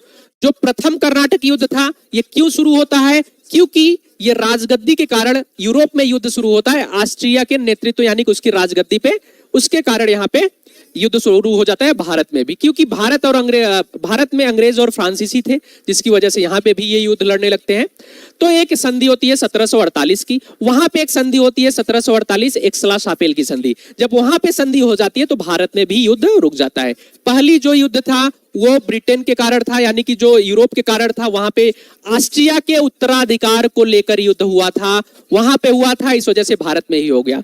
दूसरा जो था द्वितीय कर्नाटक युद्ध, एक ऐसा युद्ध है जो सिर्फ भारत के कारण ही हुआ था, यानी कि सिर्फ भारत में हुआ था। और ये हुआ था जो आपका दक्षिण भारत है, वहां पे मद्रास वगैरह में, चंदा साहब आगे हम बताएंगे, तो वहां पे आपको युद्ध के लिए होता है। ये सिर्फ दूसरा युद्ध है। ओके, वो सिर्फ भारत में जो संधि होती है 1755 में पुडुचेरी की संधि। तीसरे युद्ध की अगर बात करें तो ये भी ब्रिटेन से ही यानी कि यूरोप से ही संबंधित था। तो वहां पे सप्तवर्षीय युद्ध शुरू हो जाता है अंग्रेजों और फ्रांसीसियों के बीच, यानी कि सप्तवर्षीय युद्ध का मतलब 1756 से 1763, 7 वर्षों तक युद्ध चलता है। और 1763 में एक संधि होती है जिसका नाम है पेरिस की संधि। पेरिस की संधि से तीसरा कर्नाटक युद्ध समाप्त हो जाता है। यहाँ पे कर्नाटक के नाम से जाना जाता है, इसी को सप्तवर्षीय युद्ध भी कहा जाता है, ध्यान रखिएगा। ओके, तो 1763 में वो खत्म हो जाता है, इसका भी ध्यान रखिएगा। यानी कि पहला और तीसरा जो है ना यूरोप से संबंधित था, जो दूसरा कर्नाटक युद्ध है वो भारत से ही संबंधित था। पहले कर्नाटक युद्ध में आपका एक्सला सापेल की संधि होती है 1748 में। दूसरे कर्नाटक युद्ध में आपकी बात करें तो 1755 में होती है पुडुचेरी की संधि। तीसरे कर्नाटक युद्ध की बात करें तो 1763 में संधि होती है पेरिस की संधि, जिसके कारण ये तीनों युद्ध समाप्त हो जाते हैं। ओके, और फ्रांस जो है ना अब यहां से विदाई ले लेगा, इसका भी ध्यान रखिएगा। अभी आप बताइए मुझे इसका आंसर क्या हो जाएगा। चलिए अब देखिए, अंग्रेज और फ्रांसीसियों के बीच प्रतिद्वंदिता की बात कर रहे हैं आप, मतलब फिर भी आप गलत जा रहे हैं। आप फिर भी यानी कैसे, सोचिए, मैंने आपको बताया कि यूरोप में युद्ध क्यों शुरू हुआ, ऑस्ट्रिया की गद्दी के कारण ही हुआ था ना भाई। आप लोग ध्यान से बैठिए, ऑस्ट्रिया के उत्तराधिकार को लेकर ही तो युद्ध शुरू हुआ था। क्या कर रहे हैं आप लोग, अब सोचिए ना। हाँ 1700 जो था वो तो सही है, 1746 से 48।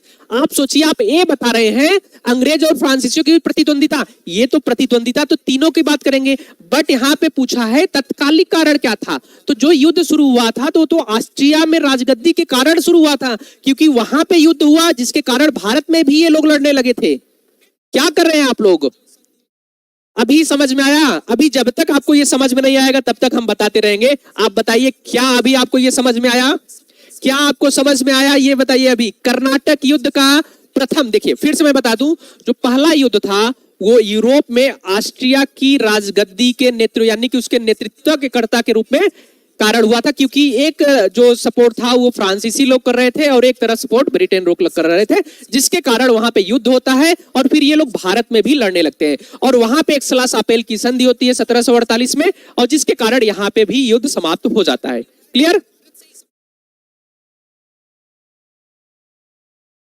क्लियर? और दूसरा जो है ना वो पुडुचेरी की संधि होती है, वो भारत के ही उत्तराधिकार से संबंधित था, जो नीचे वाला दक्षिण भारत है वहां के उत्तराधिकार से संबंधित था।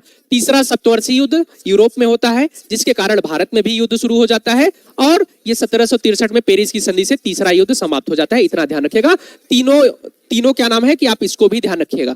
तीनों यहाँ पे जो क्या नाम है आपके संधि दिए गए ना, इसको भी ध्यान रखिएगा। ओके, ये आपसे सीधा सीधा क्वेश्चन पूछेगा, ये सीधा सीधा क्वेश्चन पूछेगा, ये ध्यान रखिएगा आप सभी लोग। क्लियर? चलिए, मुझे उम्मीद है कि आपको अब कर्नाटक के युद्ध के बारे में कोई दिक्कत नहीं हो रही होगी। आप लोग ना एक पेपर लेके बैठा करिए तो इन चीजों को लिख लिया करिए, तो कोई दिक्कत नहीं आने वाली है। चलिए बढ़ते हैं। हाँ 1755 को ध्यान रखिएगा, 1755, 1748 और 1763। चलिए अब यहां पे पूछा है, देखिए अब यहां पे क्रम वाइज आपको चीजों को लगाना है, क्रम वाइज चीजों को लगाना है कि 18वीं सदी में भारत में लड़े गए युद्धों का निम्नलिखित में से सही कालानुक्रम कौन सा होगा। सही कालानुक्रम कौन सा होगा आप सभी को बताना है कि यहां पे क्या होगा। पहला वांडीवास युद्ध, बक्सर युद्ध, अंबर युद्ध, प्लासी युद्ध, अंबर युद्ध, प्लासी युद्ध, वांडीवास युद्ध और बक्सर युद्ध, वांडीवास युद्ध, प्लासी युद्ध, अंबर युद्ध, बक्सर युद्ध, अंबर युद्ध, बक्सर युद्ध, वांडीवास युद्ध, प्लासी युद्ध। अगर आपको डेट पता है तभी आपका ये राइट आंसर होगा, नहीं तो आपका गलत हो जाएगा। और ऐसे क्वेश्चन अब पूछे जाते हैं तो आपको थोड़ा सा याद रखना ही पड़ेगा। और मैं आपको बता रहा हूं कि अगर आप हमारे साथ मेहनत करते हुए चलेंगे तो मैं आपको याद करवा दूंगा। और मुझे उम्मीद है कि जैसे अभी मैंने पीछे बताया आपको कर्नाटक युद्ध के बारे में, तो कर्नाटक का तीनों युद्ध आपको अच्छे तरीके से समझ में आ गया होगा। अभी मैं आपको ये चारों युद्ध बता देता हूं कब कब हुआ था, तो आपको समझ में आ जाएगा। क्लियर? हाँ क्लियर है? चले आगे बढ़े। तो देखिए अगर हम बात करते हैं इस युद्ध के बारे में, तो जो सबसे पहला युद्ध होता है आपको पता होना चाहिए, जो सबसे पहला युद्ध होता है अगर इसकी बात करें तो युद्ध होता है अंबर का युद्ध। किसका? अंबर का युद्ध, अंबर का युद्ध। ओके, ये पहला युद्ध होता है कब होता है? 1749 में, 1749 में। फिर अगर हम बात करें इसमें प्लासी के युद्ध के बारे में, किसके बारे में? प्लासी का युद्ध। प्लासी का युद्ध जो होता है ये होता है आपका 1757 में। कब होता है? 1757 में। फिर होता है आपका यहाँ पे वांडीवास। अभी मैंने बताया था आपको कि वांडीवास का जो युद्ध था उस समय, वांडीवास का युद्ध जो हुआ था उस समय फ्रांस का वास हो गया था। वास का मतलब सफाया हो गया था, याद रखिएगा। ये 1760 में होता है। ओके, फिर उसके बाद बक्सर का युद्ध होता है। बक्सर का युद्ध कब होता है? तो बक्सर का युद्ध जो होता है वो होता है 1764 में। क्लियर है? यानी कि सबसे पहला क्या हो जाएगा आपका? अंबर का युद्ध 1749, प्लासी का युद्ध 1757, उसके बाद क्या नाम है कि वांडीवास का 1760, बक्सर का 1764। यानी कि इसमें कौन सा दिया है? तो यहाँ पे बक्सर दूसरा दिया है, गलत हो जाएगा। यहाँ पे वांडीवास पहले दिए दिया है, ये भी गलत हो जाएगा। अंबर का युद्ध की बात करें तो अंबर, बक्सर, वांडीवास ये भी गलत हो जाएगा। तो आपका राइट आंसर जो है ऑप्शन बी हो जाएगा। राइट आंसर ऑप्शन बी हो जाएगा। क्लियर? हाँ क्लियर, बढ़िया बढ़िया। अब जैसे कि आपको 1700 ये अंबर का युद्ध की बात करें तो कर्नाटक के नवाब जो होते हैं अनवरुद्दीन बनाम के बाद होता है, फ्रांस लोग थे, फिर वहां पे क्या नाम है कि चांदा साहब, मुजफ्फर जंग वगैरह थे, उसके बीच होता है जो पहला 1749 में हुआ था। इसी समय आपको पता होना चाहिए कि जो दूसरा था आपका दूसरा कर्नाटक युद्ध, उसी समय ये महत्वपूर्ण युद्ध था अंबर का युद्ध। ओके, अंबर का युद्ध महत्वपूर्ण युद्ध था, इसका भी ध्यान रखिएगा। फिर हम अगर बात करें प्लासी के युद्ध के बारे में तो आपको सिराजुद्दौला के बारे में पता होगा। सिराजुद्दौला और अंग्रेजों के मध्य होता है। बंगाल के नवाब सिराजुद्दौला थे उस समय और अंग्रेजों के मध्य होता है। आपने मीर जाफर के बारे में सुना होगा, जो क्या नाम है कि उनके साथ धोखा कर देते हैं और जाके अंग्रेजों से मिल जाते हैं, जिसके कारण ये युद्ध हार जाते हैं। ये तो नाम मात्र का युद्ध था। फिर 1760 के युद्ध की बात करें तो आपको पता होना चाहिए कि 1760 में ये अंग्रेजों और फ्रांसीसियों के बीच होता है, जिसमें अंग्रेजों का फ्रांसीसियों का सफाया हो जाता है भारत से।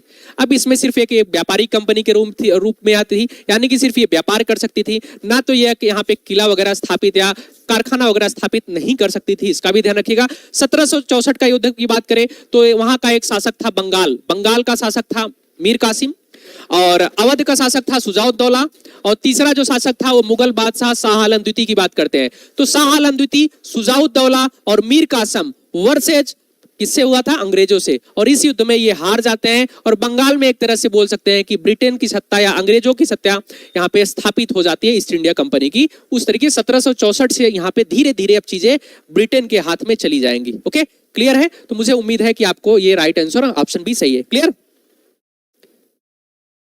1749, 1757, 1760, 1764, बहुत बढ़िया कंचन जी, बहुत बढ़िया। Okay clear. चलिए बाकी मैं अभी आगे आपको बताऊंगा। अभी क्या है कि अगला जो चैप्टर होगा ना, वहां पे हम देखेंगे क्षेत्रीय राज्य प्लस मुगलों का पतन, साथ में आपको देखेंगे जो युद्ध हुए हैं क्षेत्रीय राज्यों से, जो युद्ध हुए हैं अंग्रेजों के, उसके बारे में भी अच्छे से देखेंगे। बाकी मैं आपको चीजों को बता दिया हूं। चलिए, भारत में यूरोपीय शक्तियों के प्रवेश के संदर्भ में कौन सा कथन सही, ये वाला पॉइंट जरूर ध्यान दीजिएगा, नहीं है।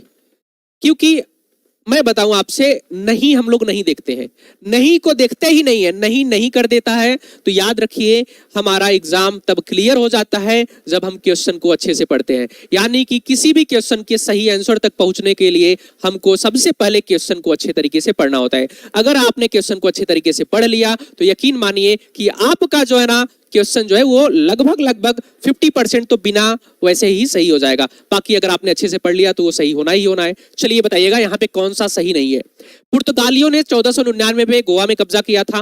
दूसरा दिया है यहाँ पे, अंग्रेजों ने अपना पहला कारखाना दक्षिण मुसलीपट्टनम में लगाया था। पूर्वी, ये पहला था, ये दूसरा। पूर्वी भारत में अंग्रेजी कंपनी 1633 में उड़ीसा में पहला कारखाना लगाया। डुप्ले के नेतृत्व में फ्रांसीसियों ने 1746 में मद्रास पर कब्जा किया। आपको बताना है इसका राइट आंसर क्या हो जाएगा। 14 नंबर का राइट आंसर बताइएगा। क्वेश्चन नंबर 14 का राइट आंसर बताइएगा। बहुत बढ़िया, यही मुझे चाहिए कि आप लोग ना अगर क्वेश्चन को पीछे से अच्छे से करते हुए जाएंगे तो आपके क्वेश्चन आगे भी बहुत अच्छे से सही हो जाएंगे। ओके, शायद आपको यूसुफ आदिल शाह के बारे में पता होगा। किसके बारे में? यूसुफ आदिल शाह। ओके, यूसुफ आदिल शाह के बारे में आप लोग जानते होंगे। यूसुफ आदिल शाह के बारे में आप लोग अच्छे से जानते होंगे। आदिल शाह। ओके, हम बात करते हैं कब की? तो हम बात करते हैं 1510 की। आपको पता होना चाहिए कि 1510 में अल्बुकर्क के द्वारा, किसके द्वारा? अल्बुकर्क के द्वारा गोवा पे कब्जा कर लिया गया था। किस पे? गोवा पे कब्जा कर लिया गया था अल्बुकर्क के द्वारा। कब किया गया था? तो 1510 में किया गया था। तो यहाँ पे आपको आगे जाने की जरूरत ही नहीं है। 1499 दिया है, काटेंगे, नहीं पूछा है, तो यही आंसर सही हो जाएगा। ऑप्शन ए इसका राइट आंसर सही हो जाएगा। ये 1510 की बात करता है। क्लियर? चलिए अगले क्वेश्चन की तरफ बढ़ते हैं, यानी कि क्वेश्चन नंबर 15। ये पूछ रहा है कि भारत में फ्रांसीसियों ने अपना सबसे पहले कारखाना कहां, मतलब कि कहां पे लगाया था? सबसे पहला कारखाना कहां पे लगाया था फ्रांसीसियों ने? सबसे पहला क्वेश्चन आज जब हमने किया था तो वहां पे मैंने कारखाने के बारे में भी आपको बता दिया था। ओके, तो अगर हम बात करते हैं किसकी? फ्रांस की, तो सबसे लास्ट में आने वाला जो व्यक्ति था, जो कंपनी थी अगर बोले भारत में, तो वो था फ्रांस। इसकी बात होती है 1664 की। कब की? 1664 की है। तो उस समय फ्रांस का वहां का जो राजा था वो था लुई 14वां। कौन था? लुई 14वां वहां का शासक था। 14वां। और लुई 14वां वहां का शासक था, राजा था। और इसका एक वित्त मंत्री था जिसका नाम था कोलबर्ट। क्या? वित्त मंत्री। वित्त मंत्री था, कौन था? कोलबर्ट। कोलबर्ट नामक वित्त मंत्री था। इसी के सहयोग से इसने, क्या नाम है कि 1764 में फ्रांसीसी कंपनियों की स्थापना, व्यापारिक कंपनियों की स्थापना किया था 1764 में।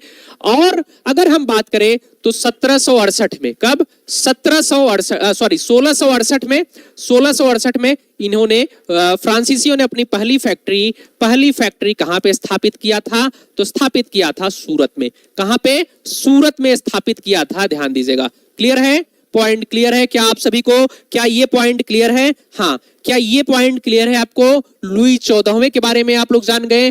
वित्त मंत्री उस समय था कोलबर्ट, जिसने, क्या नाम है कि फ्रांसीसी कंपनियों की स्थापना की, व्यापारिक कंपनी की स्थापना की थी 1764 में। इसके सहयोग से हुआ था 1664 में, सॉरी। और 1668 में ये क्या है कि पहली जो फैक्ट्री थी इनकी, कहां पे था? तो पहली फैक्ट्री जो थी इनकी सूरत में थी। इतना भी ध्यान रखिएगा। क्लियर? क्या क्वेश्चन नंबर 16 सही है? क्वेश्चन नंबर 16 सही है? बताइएगा। क्लियर है? क्वेश्चन नंबर कौन सा है? 15। क्वेश्चन नंबर 15 आपको समझ में आ गया है? क्वेश्चन नंबर अगर 15 समझ में आ गया है तो हम लोग आगे बढ़ते हैं। क्वेश्चन नंबर 15 अगर समझ में आ गया है तो हम लोग आगे बढ़ते हैं। आप लोग बताइएगा। क्लियर? क्लियर है? Question number 16 clear? लुई 14वां को भी ध्यान रखिएगा क्योंकि लुई 14वां पूछ लिया जाएगा। ओके, तो चलिए, मुझे उम्मीद है कि आपका ये सही हो जाएगा। सूरत की बात करता है, इसका ध्यान रखिएगा। अब देखिए, भारत ने पहली मुद्रण मशीन, प्रिंटिंग प्रेस, ये सीधा सीधा क्वेश्चन पूछा है, ध्यान दीजिएगा। स्थापना किसने किया था? पहला प्रिंटिंग प्रेस की बात की जा रही है। पहले प्रिंटिंग प्रेस की बात की जा रही है। आप लोग बताइएगा। पहले प्रिंटिंग प्रेस की बात की जा रही है। बताइएगा आप सभी लोग कि पहले प्रिंटिंग प्रेस की बात की जा रही है। बताइएगा। बताइए। Question number 16। पुर्तगालियों ने, अंग्रेजों ने, फ्रांसीसियों ने, डचों ने? बताइएगा। सभी लोग बताएंगे। ये लगभग मुझे लगता है कि मुझे एग्जैक्ट डेट शायद थोड़ा सा कंफ्यूजन, मैं कल चेक करके बताऊंगा आपको। 1615 की बात कर, हाँ सॉरी, 1515 की बात करता है, जब ये प्रथम प्रिंटिंग प्रेस की बात करते हैं। इन्होंने पहला जो प्रिंटिंग प्रेस था कहां पे किया था? गोवा में किया था। याद रखिएगा, गोवा में किया था। डेट थोड़ा सा मुझे कंफ्यूजन है तो उसका ध्यान दीजिएगा। आप लोग देख लीजिएगा, शायद 1515, कल मैं क्लियर कर दूंगा। और पुर्तगालियों ने किया था। और इसमें सिर्फ, क्या नाम है कि जो ये होते थे, क्या नाम है उसका, ईसाइयों की जो किताब होती है, क्या नाम होता है उसका, जो वो उसकी प्रति जो है ना, उसी को छापने के लिए यहाँ पे किया गया था। बाइबिल को छापने के लिए यहाँ पे किया गया था।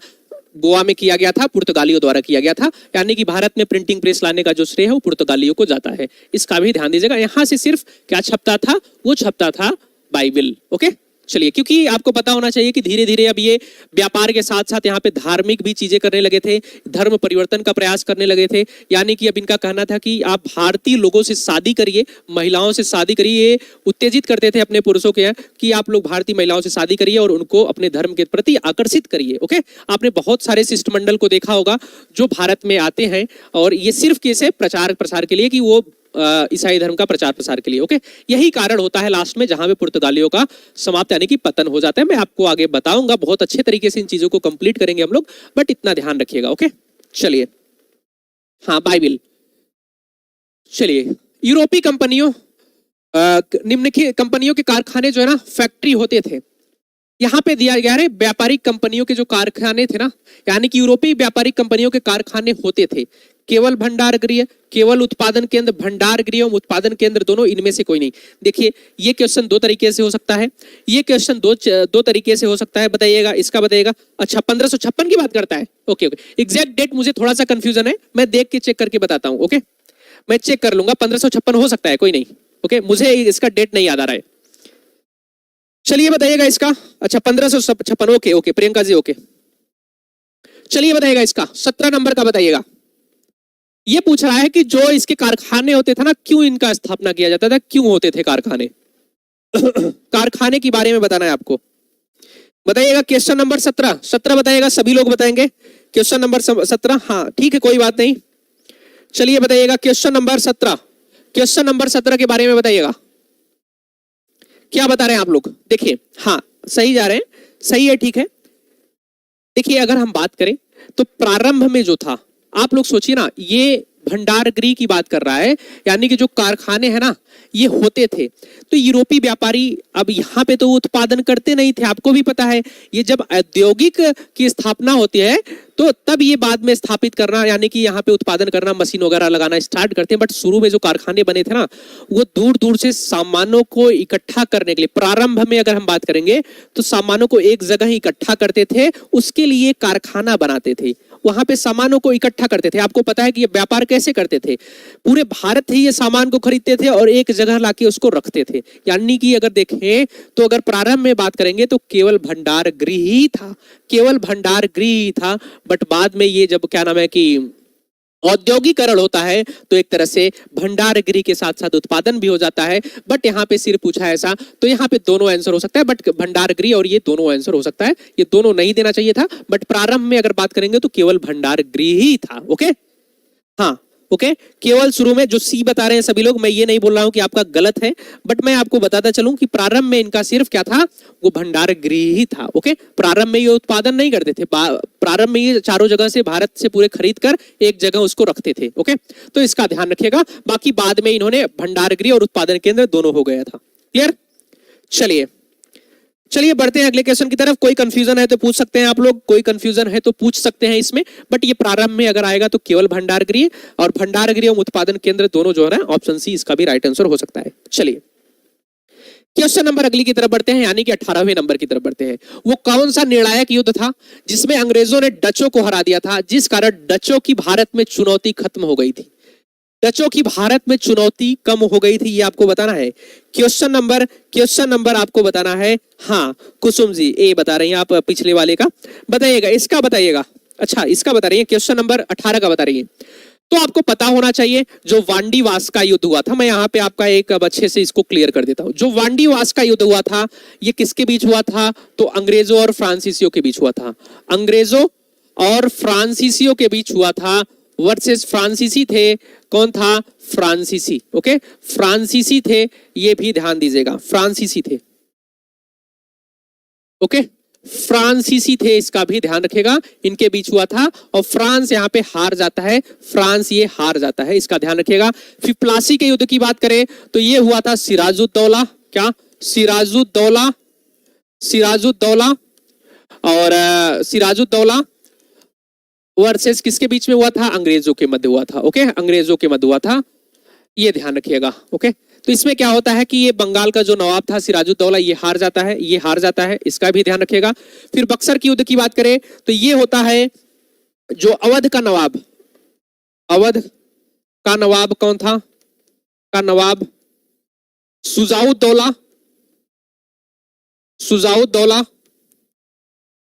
फिर उसके बाद अगर हम बात करें बंगाल का नवाब कौन था? बंगाल का नवाब मीर कासिम था। कौन? मीर कासिम। ओके, मीर कासिम था, ये भी ध्यान रखिएगा। फिर उसके बाद मुगल बादशाह कौन था? मुगल बादशाह, मुगल बादशाह की बात करें, अभी पीछे मैं बताया था बट यहाँ पे अब आपको लिख के बता रहा हूं। मुगल बादशाह कौन था? तो शाह आलम द्वितीय था। कौन? शाह आलम द्वितीय, शाह आलम द्वितीय था, इसका भी ध्यान रखिएगा। यहाँ पे वर्सेस किससे हुआ था? ये तीनों संयुक्त सेना थी। क्या ये संयुक्त सेना था? संयुक्त सेना एक साथ लड़ी थी, एक साथ लड़ी थी। ओके, ये संयुक्त सेना थी और वर्सेस अंग्रेज, वर्सेस अंग्रेज था, इसका भी ध्यान दीजिएगा। और इसमें अंग्रेज जीत जाते हैं, इसमें अंग्रेज जीत जाते हैं, ये तीनों लोग जो है हार जाते हैं। और बक्सर का युद्ध, उसके बाद इलाहाबाद की प्रथम संधि और इलाहाबाद की द्वितीय संधि 1765 में होती है। मैं आगे बताऊंगा अच्छा इस तरीके से उन चीजों को। और वेदरा का युद्ध जो हुआ था 1759 में हुआ था, वो हुआ था आपका डचों और अंग्रेजों के बीच, और जिसमें क्या होता है कि डच हार जाते हैं और ये यहाँ पे अपना पूरी बुढ़िया बिस्तर बोल सकते हैं। क्या इसमें बुढ़िया बिस्तर लेके ये क्या है कि अब यहाँ से भारत से प्रस्थान कर जाते हैं। अब इनको सिर्फ क्या नाम है कि इनको इनके साथ जो संधि हुई थी उसमें बता दिया गया था कि अब ये सिर्फ जो आपका इंडोनेशिया वाला क्षेत्र था वहां पे व्यापार करेंगे। ओके, तो इसका ध्यान रखिएगा। वेदरा का युद्ध की बात करता है 1759। क्लियर है? पॉइंट क्लियर है? ये सी बता रहे हैं आप लोग, सी क्यों बता रहे हैं? प्लासी का युद्ध क्यों बता रहे हैं? ये अंग्रेजों और डचों की बात करता है भाई, ये अंग्रेजों और डचों की बात करता है। सी मत बताइए, वेदरा हो जाएगा। वेदरा का युद्ध हुआ था। ओके, वेदरा का युद्ध हुआ था, ऑप्शन ए हो जाएगा, ऑप्शन ए इसका राइट आंसर होना चाहिए था। आप लोग क्या सी ना बताइए, सी नहीं होगा आयुष जी? हाँ सुनीता जी, सी नहीं होगा। ऑप्शन ए होगा वेदरा। ऑप्शन सी जो था वो प्लासी का युद्ध था। प्लासी का युद्ध 1757 की बात करता है। ओके, उसमें सिराजुद्दौला जो था वो हारता है अंग्रेजों से। ओके, लॉर्ड क्लाइव के बारे में आप लोग जानते होंगे, तो इसका ध्यान रखिएगा। मीर जाफर जो था उसने क्या नाम है कि गलत यहां पे कर दिया था उसके साथ, तो ऑप्शन ए इसका राइट आंसर हो जाएगा। चलिए बढ़ते हैं अगले क्वेश्चन की तरफ। यहां पे पूछ रहा है कि 31 दिसंबर 1600 को 31 दिसंबर 1600 को किसने एक रॉयल चार्टर, किसके द्वारा? रॉयल चार्टर के द्वारा एक अधिकार पत्र जारी किया था, एक अधिकार पत्र जारी कर दिया था, जिसमें ब्रिटिश ईस्ट इंडिया कंपनी को पूर्वी देशों के साथ, किसके साथ? पूर्वी देशों के साथ व्यापार करने का एकमात्र अधिकार दिया गया था। रानी एलिजाबेथ, जेम्स प्रथम, चार्ल्स प्रथम, क्रामवेल ने। आपको बताना है क्वेश्चन नंबर 19 के बारे में। क्वेश्चन नंबर 19 के बारे में आपको बताना है। बताइएगा क्वेश्चन नंबर 19 के बारे में बताइएगा सभी लोग। क्वेश्चन नंबर 19 का क्या हो जाएगा? किसने इनको क्या नाम है कि वो 1600 में भारत में व्यापार, यानी बोल सकते हैं कि पूर्वी देशों के साथ व्यापार करने की अनुमति दी थी, एकाधिकार प्रदान किया था। अनुमति बोल सकते हैं, अनुमति बताइएगा। सी बता रहे हैं, चार्ल्स प्रथम। बहुत बढ़िया। कुसुम जी बहुत बढ़िया। रजनी जी बहुत बढ़िया। रागिनी जी सॉरी, बढ़िया। ए हो जाएगा भाई, ए हो जाएगा। बात करते हैं रानी एलिजाबेथ। कौन था? रानी एलिजाबेथ। इसने क्या किया था कि जो ब्रिटिश कंपनी थी, ब्रिटिश ईस्ट इंडिया कंपनी, इनको 15 वर्षों के लिए, कितने वर्षों के लिए? 15 वर्षों के लिए, याद रखिएगा ये इंपॉर्टेंट है, 15 वर्षों के लिए इन्होंने पूर्वी देशों के साथ व्यापार करने की एकाधिकार दिया था। पूर्वी देशों के साथ व्यापार करने का एकाधिकार दिया था, ध्यान रखिएगा, एकाधिकार। ओके, एक चीज और ध्यान रखिएगा, ये अगर आपसे 15 वर्ष पूछे तो इसका ध्यान रखिएगा। और ये सिर्फ 15 यानी 1600 से लेकर 1615, लेकिन वहां पे एक शासक आता है जिसका नाम था, इसका राइट आंसर ऑप्शन ए हो जाएगा। वहां का एक शासक आता है जिसका नाम था जेम्स प्रथम। जेम्स प्रथम ने, ये लगभग 1609 की बात करता है। 1609 में ना ये कुछ शर्तों के द्वारा क्या करता है कि जो ब्रिटिश ईस्ट इंडिया कंपनी थी, इसको बोल सकते हैं कि असीमित समय के लिए, यानी कि कुछ सीमित समय नहीं था, उसका ध्यान रखिएगा। हाँ, एलिजाबेथ इसका राइट आंसर हो जाएगा, इसका ध्यान रखिएगा, एलिजाबेथ। ओके, तो इसको ध्यान रखिएगा। कुछ सीमित क्या नाम है बोल सकते हैं कि असीमित, अनिश्चित काल के लिए बोल सकते हैं, या अनिश्चित काल के लिए, अनिश्चित काल के लिए एक अधिकार प्रदान कर दिया गया था, आपको पता होना चाहिए। उसके बाद ये सामान्यतः अगर हम बात करें तो 1809 का चार्टर के बाद से धीरे धीरे इनका समाप्त होता गया, और 1833 में पूर्ण रूप से एक अधिकार समाप्त कर दिया गया था। इसका भी आपको पता होगा, बहुत अच्छे तरीके से मैं आपको आगे बताऊंगा उसके बारे में, बट इतना ध्यान रखिएगा 1609 में अनिश्चित काल तक के लिए ना ये जेम्स प्रथम जो थे, इन्होंने इनको एक अधिकार प्रदान कर दिया गया था। ओके, यानी कि और भी कोई कंपनी ये बिना किसी अधिकार के व्यापार नहीं कर सकती थी, इतना ध्यान रखिएगा। ओके, सिर्फ ब्रिटिश ईस्ट इंडिया कंपनी को यह अधिकार प्रदान किया गया था 1609 में अनिश्चित काल के लिए। अगर आपसे पूछे 15 वर्षों के लिए तो रानी एलिजाबेथ को लगाइएगा जरूर। चलिए, हाँ चलिए बढ़ते हैं क्वेश्चन नंबर अगले की तरफ, यानी कि क्वेश्चन नंबर 20। अब यहां पे पूछा है कि 1661 में पुर्तगाल के राजा ने अपनी बहन कैथरीन यानी कि ब्रेगाजा की शादी इंग्लैंड के राजा चार्ल्स द्वितीय से किया था। किससे किया था? चार्ल्स द्वितीय से किया था। इस उपलक्ष्य में उसने कौन सा भारतीय द्वीप जो है ना चार्ल्स को दहेज स्वरूप दे दिया था? एक पुर्तगाल के राजा होते हैं जिनकी बेटी का नाम था कैथरीन, उन्होंने जो ब्रिटेन के राजा थे चार्ल्स द्वितीय, उनके साथ उनका विवाह किया और दहेज के रूप में कौन सा क्षेत्र दिया था भारत का? सूरत, बंबई, खंभात, बड़ौच, बताइएगा इसका। बताइए क्वेश्चन नंबर 20। क्वेश्चन नंबर 20 के बारे में आप सभी लोग बताएंगे। क्वेश्चन नंबर 20 के बारे में आप सभी लोग बताएंगे कि इसका राइट आंसर क्या हो जाएगा, बताइएगा। अभी मैं आपको ये पूरा क्लियर करता हूं, बताइएगा इसका। सभी लोग बताएंगे क्या हो जाएगा क्वेश्चन नंबर 20। क्वेश्चन नंबर 20 के बारे में बताइएगा सभी लोग, क्या बता रहे हैं? बी, बंबई, बहुत बढ़िया। इसका राइट आंसर हो जाएगा बी। क्या हो जाएगा? बी। बात होती है 1661 की। 1661 में जो शादी होती है चार्ल्स द्वितीय की, उसमें इनको बंबई मिलता है। और चार्ल्स द्वितीय ने, एक चीज पॉइंट आपको याद रखना है, चार्ल्स द्वितीय ने, किसने? चार्ल्स द्वितीय ने, क्योंकि ये ब्रिटेन के राजकुमार थे, आपको पता होगा। तो इन्होंने क्या किया था, सिर्फ मिनिमम बोल सकते हैं, कितना बोला जा सकता है कि थोड़ा सा, लगभग 10 पाउंड वार्षिक 10 पाउंड वार्षिक कर के बदले इन्होंने क्या किया था, बंबई को ईस्ट इंडिया कंपनी को दे दिया था। बंबई को ईस्ट इंडिया कंपनी को दे दिया था। इंडिया कंपनी को दे दिया था। ओके, कंपनी को दे दिया ओके, कितने, 10 पाउंड में दे दिया था वार्षिक कर के बदले। और ये दिया कब था, तो याद रखिएगा, ये डेट आपसे जरूर पूछेगा, वो था आपका 1668। कब, 1668 की बात करता है। 1668 में इन्होंने बंबई को दे दिया था। क्लियर, हाँ क्लियर है, ये पॉइंट क्लियर है। 1668 में इन्होंने बंबई को दे दिया था, किसको, ईस्ट इंडिया कंपनी को दे दिया था, इसका भी ध्यान रखिएगा। और 1661 में इनको बंबई मिला था, ये ध्यान रखिएगा। अगर आपसे पूछे कि चार्ल्स द्वितीय ने जो उनको दहेज में बंबई मिला था, जो द्वीप था, उसको कब दे दिया गया था ईस्ट इंडिया कंपनी को, तो 1668 में दे दिया गया था, इसका भी ध्यान रखिएगा। क्लियर, तो इसका राइट आंसर बी हो जाएगा। ये पॉइंट जरूर याद रखिएगा, ये आपसे पूछा जा सकता है, क्योंकि ये पूछा गया है तो ये भी पूछा जा सकता है, और कई बार पूछा भी गया है। चलिए बढ़ते हैं अगले क्वेश्चन की तरफ। इंटरपोलर्स कौन था, इंटरपोलर्स जो थे ना, ये कौन थे, इंटरपोलर्स कौन थे, अनाधिकृत व्यापारियों के रूप में सामुद्रिक लुटेरे, अधिकृत व्यापारी, ब्रिटिश ईस्ट इंडिया कंपनी के कर्मचारी, इनमें से कोई। इंटरपोलर्स, सॉरी हाँ, इंटरलोपर्स की बात की, इंटरपोलर्स की बात की जा रही है, बताइएगा। सॉरी, इंटरलोपर्स की बात की जा रही है, इंटरलोपर्स बताइएगा। सर, द्वीपों को अंग्रेजों को दे दिया। हाँ, जो द्वीप था ना, ये ब्रिटिश ईस्ट इंडिया कंपनी को दे दिया। कंपनी, देखिए आपको पता होना चाहिए कि शुरू में यहाँ पे कंपनी शासन करती थी, ना कि वहां का राजा शासन करता था। देखिए आप सोचिए, अभी आप भारत में ही देखिए या कहीं पे देखिए, जो प्राइवेट कंपनियां हैं वो किस प्रकार से कार्य करती हैं, सरकारी कंपनियां किस प्रकार से कार्य करती है। आपको पता होना चाहिए कि अगर भारत में फ्रांस जो था ना, फ्रांसीसी कंपनी जो थी, वो इतनी मजबूत थी ना, अगर उसको छूट मिला होता तो हो सकता था कि उसका शासन भारत फ्रांसीसियों का उपनिवेश होता। बट वो सरकारी कंपनी थी, जिसके कारण वहां के कर्मचारी जो थे ना, उस तरीके से कार्य नहीं करते थे। ब्रिटिश ईस्ट इंडिया कंपनी जो थी, एक प्राइवेट कंपनी थी, जो अपने उद्देश्यों की पूर्ति के लिए करती थी, इतना ध्यान रखिएगा।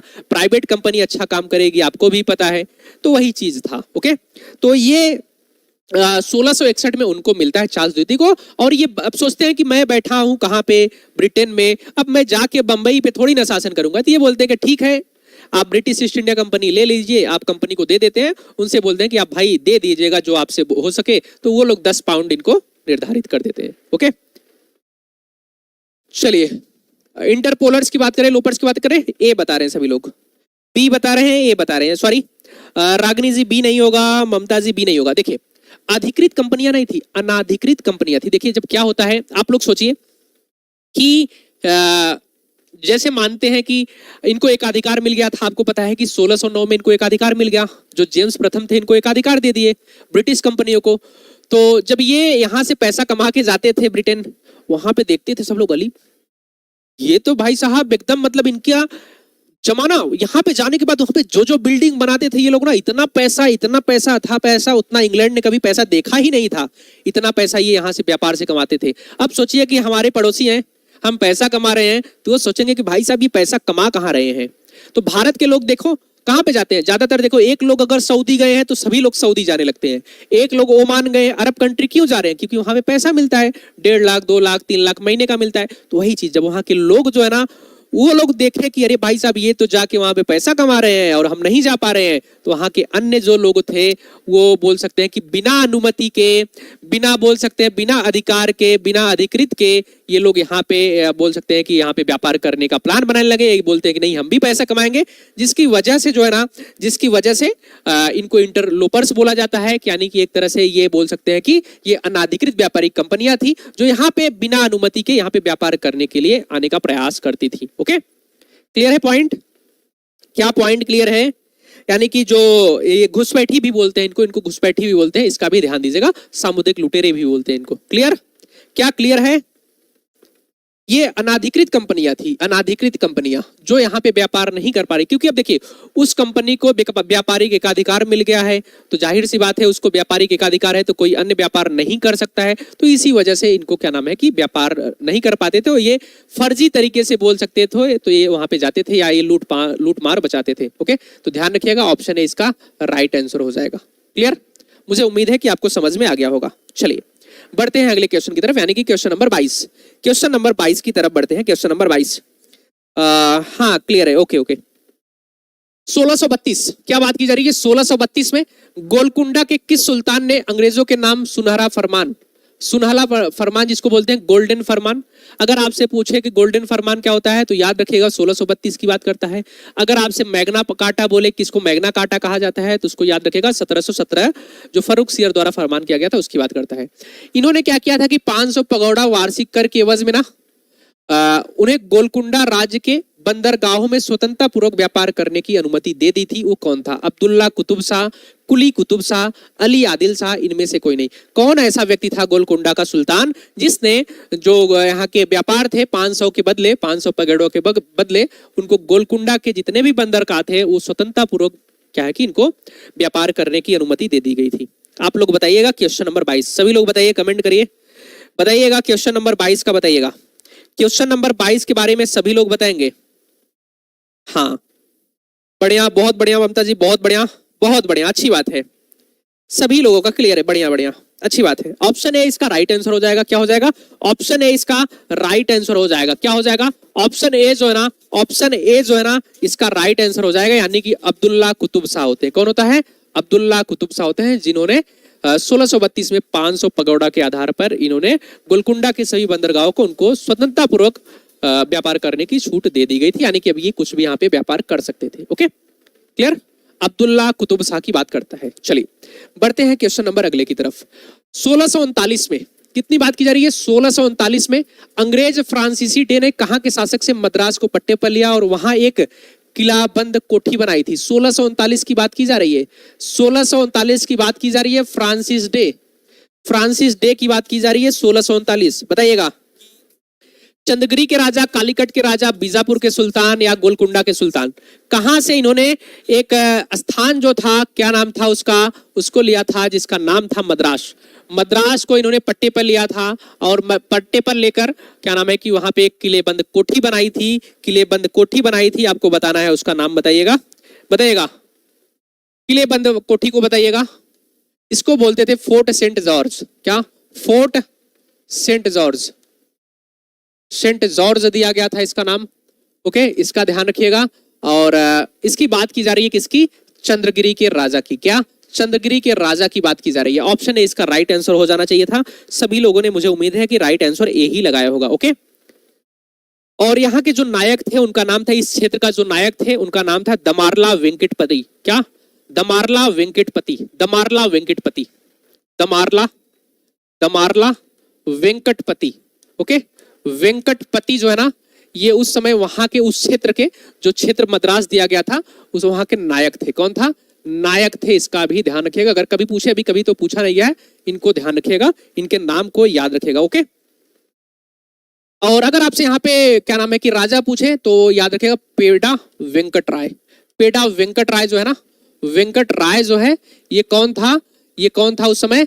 ये था राजा, ये था राजा। कहाँ का? तो राजा था ये, कहाँ का बोल सकते हैं? चंद्रगिरी का। कहाँ का राजा था? चंद्रगिरी का था, चंद्रगिरी का राजा था। इसका भी ध्यान दीजिएगा। ओके और ये दोनों पॉइंट याद रखिएगा। ये राजा था, ये राज्य का प्रमुख था, ये उस समय का नायक था। किसका? उस क्षेत्र का, जिस क्षेत्र को उनको दिया गया था। ओके यहीं पे इन्होंने एक फैक्ट्री बनाते हैं जिसका नाम फोर्ट सेंट जॉर्ज रखा जाता है, याद रखिएगा। ओके अच्छा कलकत्ता वाली जो फैक्ट्री थी उसका क्या नाम रखा गया था? आप लोग मुझे बताइएगा कि कलकत्ता वाली जो फैक्ट्री थी उसका क्या नाम रखा गया था। क्लियर है? हाँ चलिए बढ़ते हैं अगले क्वेश्चन की तरफ। आप लोगों ने नाम कभी नहीं सुना होगा, मुझे जहां तक उम्मीद है, दमाली वेंकटपति या पेड़ा वेंकट राय के बारे में आप लोग ध्यान दीजिएगा। डुप्ले के संबंध में क्या सही है? डुप्ले के संबंध में क्या सही है बताइएगा। वह पहला व्यक्ति था जिसने भारत में यूरोपीय साम्राज्य की नींव रखी।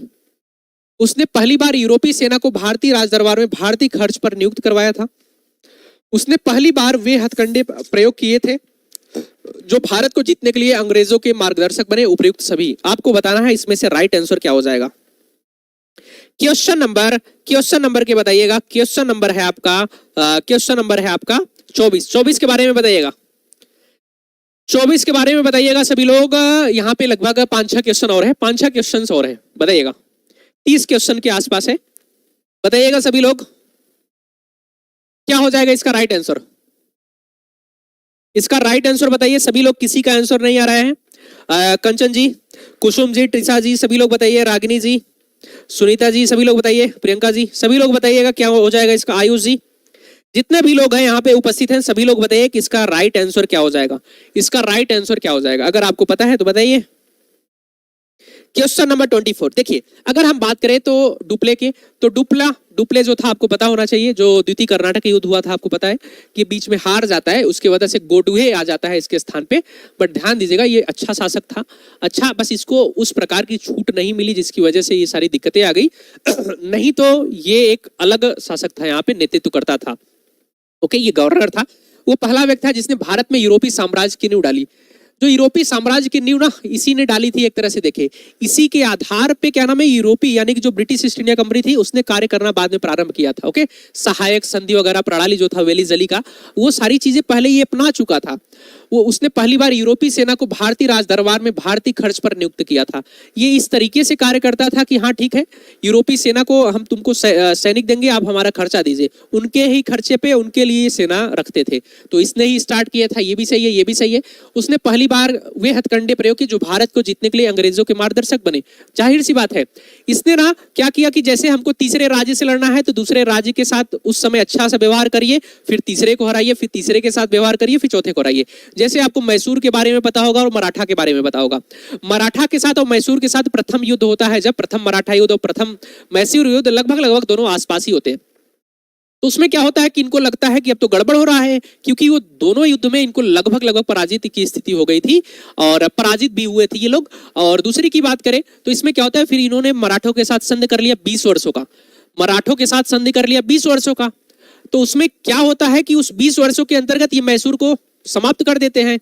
मैसूर को समाप्त कर देते हैं जैसे ही 1799 में मैसूर का अंतिम युद्ध होता है। उसके बाद ये फिर से 1603 में क्या करते हैं कि 1803 में मराठा के साथ ये युद्ध लड़ने लगते हैं, क्योंकि अब तो मैसूर गायब हो चुका है, अवध पहले ही गायब हो चुका है, और ऐसे बहुत सारे राज्य हैं जो धीरे धीरे गायब, बंगाल पहले ही गायब हो चुका है। तो बचा है वहां पे कौन, वहां पे बचा है सिर्फ मराठा। तब वो मराठों के साथ फिर वहां पे मुठभेड़ करेंगे और उसके बाद मराठों को लास्ट में हराएंगे लगभग 1817 में। ओके, तो ध्यान दीजिएगा ये तीनों यानी कि उपयुक्त सभी इसका राइट आंसर हो जाएगा। उपयुक्त सभी इसका राइट आंसर हो जाएगा। चलिए बढ़ते हैं अगले क्वेश्चन की तरफ, यानी कि क्वेश्चन नंबर 25। फ्रांसीसियों के पतन का कारण क्या था? फ्रांसीसियों के पतन का कारण, पहला ऑप्शन दिया है अंग्रेजों की नौसैनिक श्रेष्ठता एवं भारत के बाहर अंग्रेजों से व्यापारिक प्रतिद्वंदिता, फ्रांसीसी सरकार के समर्थन का अभाव, फ्रांसीसी कंपनी का दुर्बल संगठन।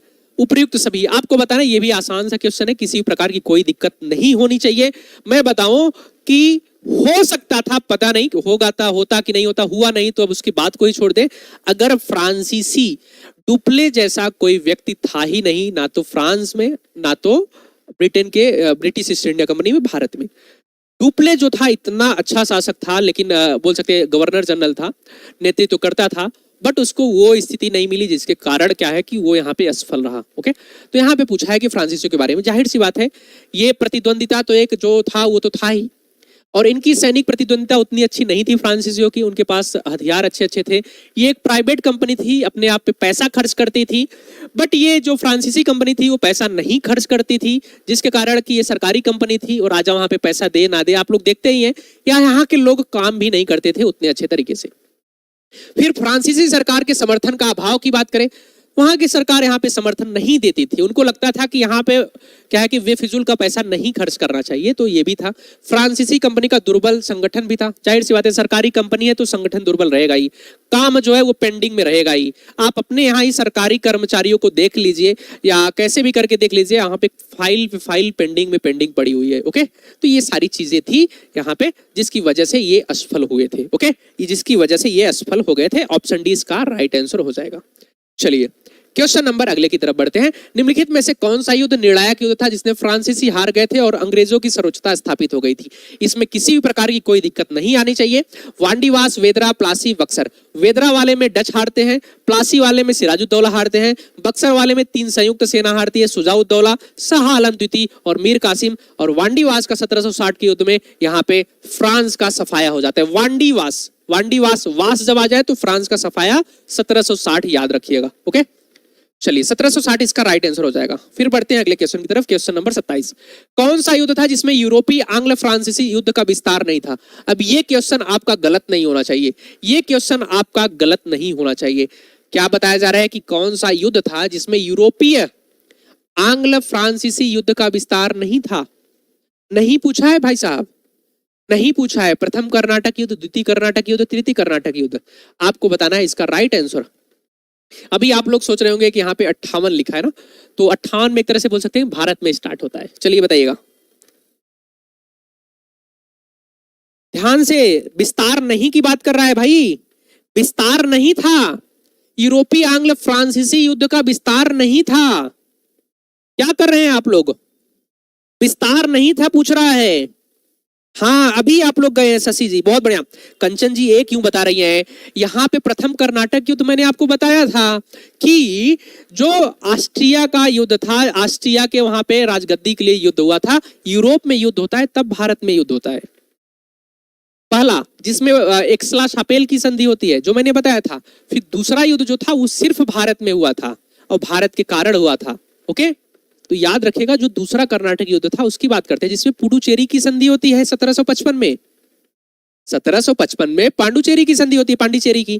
फिर तीसरा युद्ध जो था पेरिस की संधि 1763 में होती है। ये भी सप्तवर्षीय युद्ध से ही क्या नाम है कि अग्रसित था। वहां पे 1756 से 63 के बीच में युद्ध स्टार्ट होता है 1756 में। तो भारत में भी 1758 में युद्ध स्टार्ट हो जाता है। तो ध्यान रखिएगा जो दूसरा युद्ध था ये यूरोप से प्रेरित नहीं था, ये यूरोप में युद्ध से प्रेरित नहीं था। बाकी जो 2 युद्ध थे, प्रथम कर्नाटक युद्ध, तीसरा कर्नाटक युद्ध, जब यूरोप में युद्ध होने लगता था तो ये भारत में भी लड़ने लगते थे। क्लियर?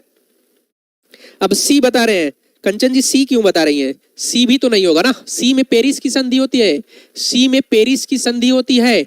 पेरिस की संधि होती है कब? क्या नाम है कि 1763 में। और ए में प्रथम कर्नाटक युद्ध की बात करें, कर्नाटक युद्ध की संधि होती है 1748 में। ये होता है एक्सला शापेल, एक्सला शापेल। ये नाम को ही तो देखिए, नाम भी तो आपका इससे संबंधित है। और ये पुडुचेरी, पुडुचेरी की संधि होती है, पुडुचेरी की संधि होती है। इसका भी ध्यान दीजिएगा, कब होता है? 1755 में। तो ये नाम से पांडुचेरी, पांडिचेरी कहाँ पे है? तो भारत में ही तो है ना, इसके नाम से आप दूसरा लगा सकते थे। ओके, हाँ हाँ। तीसरा युद्ध जो है, तीसरा युद्ध जो है ना वो पेरिस की संधि की बात करता है, उसका ध्यान रखिएगा। चलिए, कर्नाटक का तृतीय युद्ध किस संधि के फलस्वरूप समाप्त हुआ था?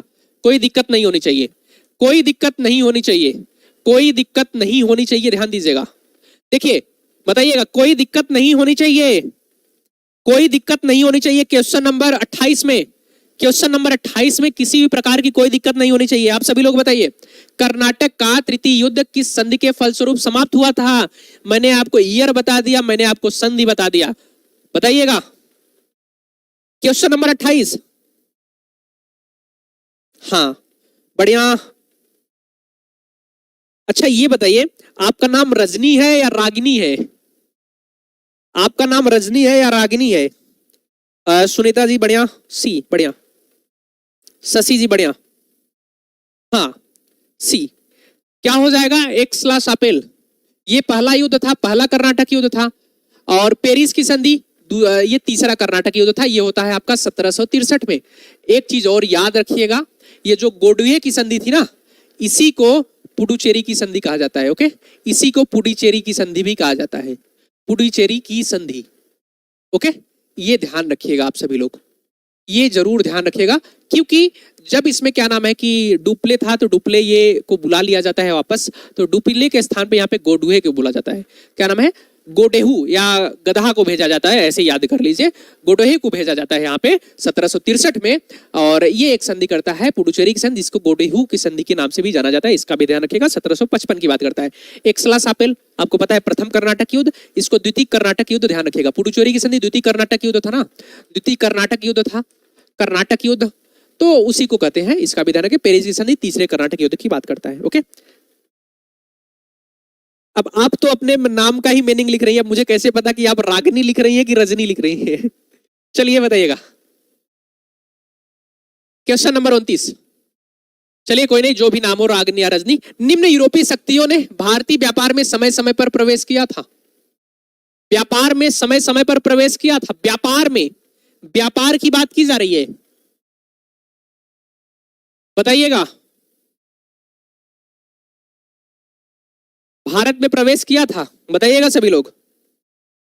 बस इसके बाद लास्ट है, इसके बाद लास्ट है, बस इसके बाद लास्ट है, इसके बाद लास्ट है। बताइएगा, प्रवेश को बताइएगा। देखिए, आपको पता होना चाहिए कि कब कब प्रवेश किया था, इसकी बात की जा रही है। ओके, कब कब प्रवेश किया था व्यापारिक कंपनियों की स्थापना। पुर्तगाल की बात करें तो 1498 की बात करता है। ओके, फ्रांसीसी की बात करें तो ये बात करता है 1664 की। डच की बात करें तो ये बात करता है 1602 की। 1602 ना, 1602 होगा ना कि 3 होगा? 1602, 1602 की बात करता है डच। फिर अंग्रेज की बात करें तो अंग्रेजों की बात करता है ये 1600 की। कब की बात करता है? 1600 की बात करता है। क्लियर है? क्लियर है? अंग्रेज जो है ना वो 1600 की बात करता है।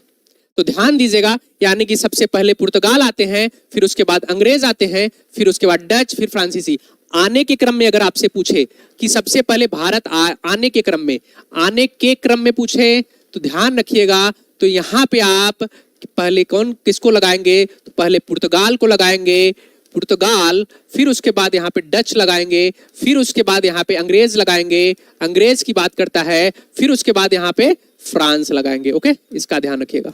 अगर बीच में आ जाए तो डेनिस को बीच में लगा देंगे, फ्रांस से ऊपर। क्लियर? तो इसका 4, 1, 2, 3 और एलिमिनेट कर दिए होते तो हो जाता पुर्तगाल 4, इसका हो जाता 4। चलिए अंतिम क्वेश्चन, आज का अंतिम क्वेश्चन है, किसी प्रकार की कोई दिक्कत नहीं होनी चाहिए। अंतिम क्वेश्चन, हाँ 1605 नहीं, हम डच की बात कर रहे हैं ना। 1602 सॉरी, हाँ 1605 सही, 1605। चलिए बताइएगा, इसको बताइएगा। मद्रास में इंग्लिश ईस्ट इंडिया कंपनी के अधिवास के स्थान को किस नाम से जाना जाता था? मद्रास में जो इंग्लिश ईस्ट इंडिया कंपनी आपको पता है ना, चंद्रगिरी के शासक के बारे में आपको पता है? चंद्रगिरी के शासक के बारे में पता है? 1639 आपको पता होगा, 1639 आपको पता होगा। ओके, 1639 आपको पता है, 1605 की बात करता है, ठीक है। ओके, 1639 के बारे में आपको पता होगा। ओके, आप इसको बताइएगा। 1639 बताइए, इसको बताइएगा। मद्रास की बात की जा रही है, चंद्रगिरी के राजा, चंद्रगिरी से जिसने पट्टे पे लिया था, आपको बताया था मैंने, दमारला वेंकटपति नायक के बारे में बताया था, बताइएगा। और पेड़ा वेंकट राय के बारे में भी बताया था। सभी लोग बताइए, ये बता रहे हो भाई? अरे फोर्ट विलियम तो कलकत्ता की बात करता है ना, फोर्ट विलियम जो है वो कलकत्ता की बात करता है। आप भूल गए, आप भूल गए कौन से नंबर का क्वेश्चन था वो?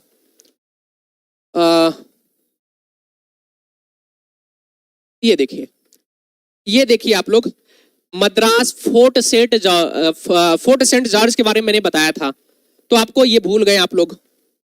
और यहां पे दिया है, देखिए फोर्ट सेंट जॉर्ज दिया ना, ऑप्शन बी होना चाहिए था, ऑप्शन बी होना चाहिए था। इसको कलकत्ता वाला जो स्थान है, उसकी कालीकट जो 3 स्थान है ना, उसकी बात करता है वो कलकत्ता। Fort Saint,